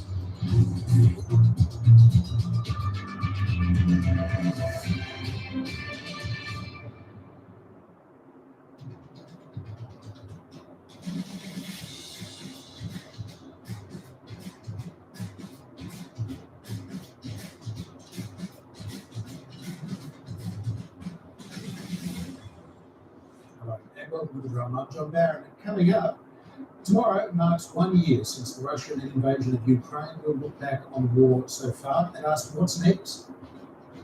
Qantas bounces back with the airline posting $1 billion plus half-year profit, but not everybody's happy. And Fox News under fire, the network facing $1 billion lawsuit over airing baseless claims of election fraud. Joining us on the panel tonight, the Director of the Social Impact Technologies and Democracy Research Hub at UTS, Olga Olenikova. Hi, Olga. Hi. Welcome back. Also, great to welcome back to the panel, playwright and screenwriter, Melanie Taylor. Hello, John. Nice to see you. Also, happy to have with us the political international editor of the Sydney Morning Herald, it's Peter Hutton. Peter. And good to have you. And in Canberra, research fellow in Indigenous diplomacy at the ANU, it's James Blackwell. Hi, James. Hi, John. How are you? Very well. Great to see you too. And you can join in on Twitter using the hashtag Drop, and we are also on Facebook. Well, first tonight, Qantas has posted $1 billion plus half-year profit thanks to the post-pandemic travel boom. For the first half of the 2023 financial year alone, the airline made a profit of over $1.4 billion. Compare that to the same period last year where they lost $1.3 billion. That takes Qantas's total revenue to nearly $10 billion. Qantas chief Alan Joyce saying the rebound is due to an increase in demand and business decisions. Thanks to our people, our customers, our shareholders, we're here. Our high service standards are back. Capacity is recovering. We're hiring again. And because we've returned to profit, we're able to invest in the great business for the long term. That restructuring, which we announced almost 3 years ago, was about making sure we survived the pandemic and bounce back quickly, which is what we're exactly seeing now. If you've been flying recently, you might be feeling today like you personally contributed to that bumper profit. And you'd be kind of right. Ticket prices have risen by 20% compared to 2021. It's an increase that Qantas attributes to higher fuel costs and supply chain issues. Alan Joyce says the cost of flights, though, will go back down at some point. Now, Peter Hutcher, higher oil prices, that sounds plausible. Supply chain issues, we've been hearing a lot of that, but you can't escape from the fact that they made $1.4 billion. Australians, are they entitled to feel a little bit harder done by right now? All these companies, with banks, they're saying, oh, we're squeezed by interest rates, they're making huge profits. The supermarkets, putting up prices and making huge profits. Now Qantas, making huge profits by, it feels like, fleecing us. Well, the sectors you've named, John, are all oligopolies, or in the case of Qantas in the domestic market, effectively a duopoly. So that's one thing. Australia is notorious for a lack of competition in some of those critical markets, and aviation is one of them. Qantas has two-thirds of the domestic market, Virgin the other third. But Qantas also has a special status because it's been treated by the federal government as a special case, public utility. So where Virgin during the pandemic went into voluntary administration because they effectively ran out of money, the federal government kept bailing Qantas out. Qantas received around $2 billion in federal government support. Now, just today, Alan Joyce has made the point that for half of that, $2 billion, Qantas had delivered services to the federal government. For example, evacuating citizens from other countries that were in the pandemic. Okay, tick. What about the other billion? Joyce was asked, "Are you going to repay the taxpayer that $1 billion?" And he said, "No way." Now, okay, so if it's a joint stock corporation in the private sector, it makes $1 billion half your life. If you're treated as a utility by the federal government, given special treatment, taxpayers' funds to keep you afloat, including JobKeeper, then you sack 10,000 staff. You're in the High Court now over sacking another 2,000 to outsource your services. Your standard of customer service last year was an absolute disgrace. Roy Morgan, the market research company, and anybody who flew up us last year knows the frustrations I'm talking about. Roy Morgan scientifically rated it and said that Qantas had gone from the 9th most trusted brand in Australia last year to the 40th. And the Transport Workers Union wants an urgent meeting with the Qantas board to talk about Alan Joyce's succession plan. No, it certainly sounds, based on that Roy Morgan research that Peter cites, that Australians are falling out of love with the flying kangaroo. Are we being a bit harsh, given that a lot of those very long delays at airports, lost baggage, they said it was because workers were off because of COVID. They don't talk about the workers that are off because they've been sacked. Are we actually seeing what was once this iconic brand being trashed? I think it's justified that people are angry with Qantas. I've flown quite a lot in the last couple of months, both internationally and domestically.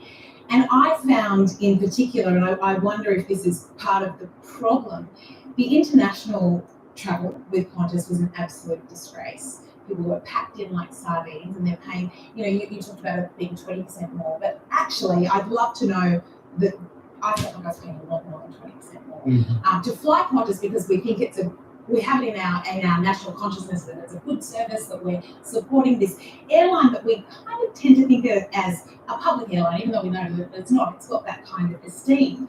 It was a disgrace. The toilets were filthy, people were packed in like sardines. There was hardly any kind of service around. That's where I felt like they're saving their money everywhere that they can, and it's just unacceptable. Domestic seems to be a little bit different. I've had sort of nothing but good experiences with domestic. But it's the day-to-day experience of flying with Qantas, I think, that people get jacked off, I think that's where this lack of trust is coming from. But we complain about airlines, we complain about banks, we complain about the duopoly in the supermarkets.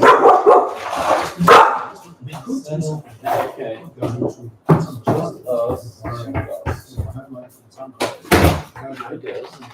But we don't tend to. We tend to stick to these big brands and bristle. Why is that? Well, because we've got our points with Qantas.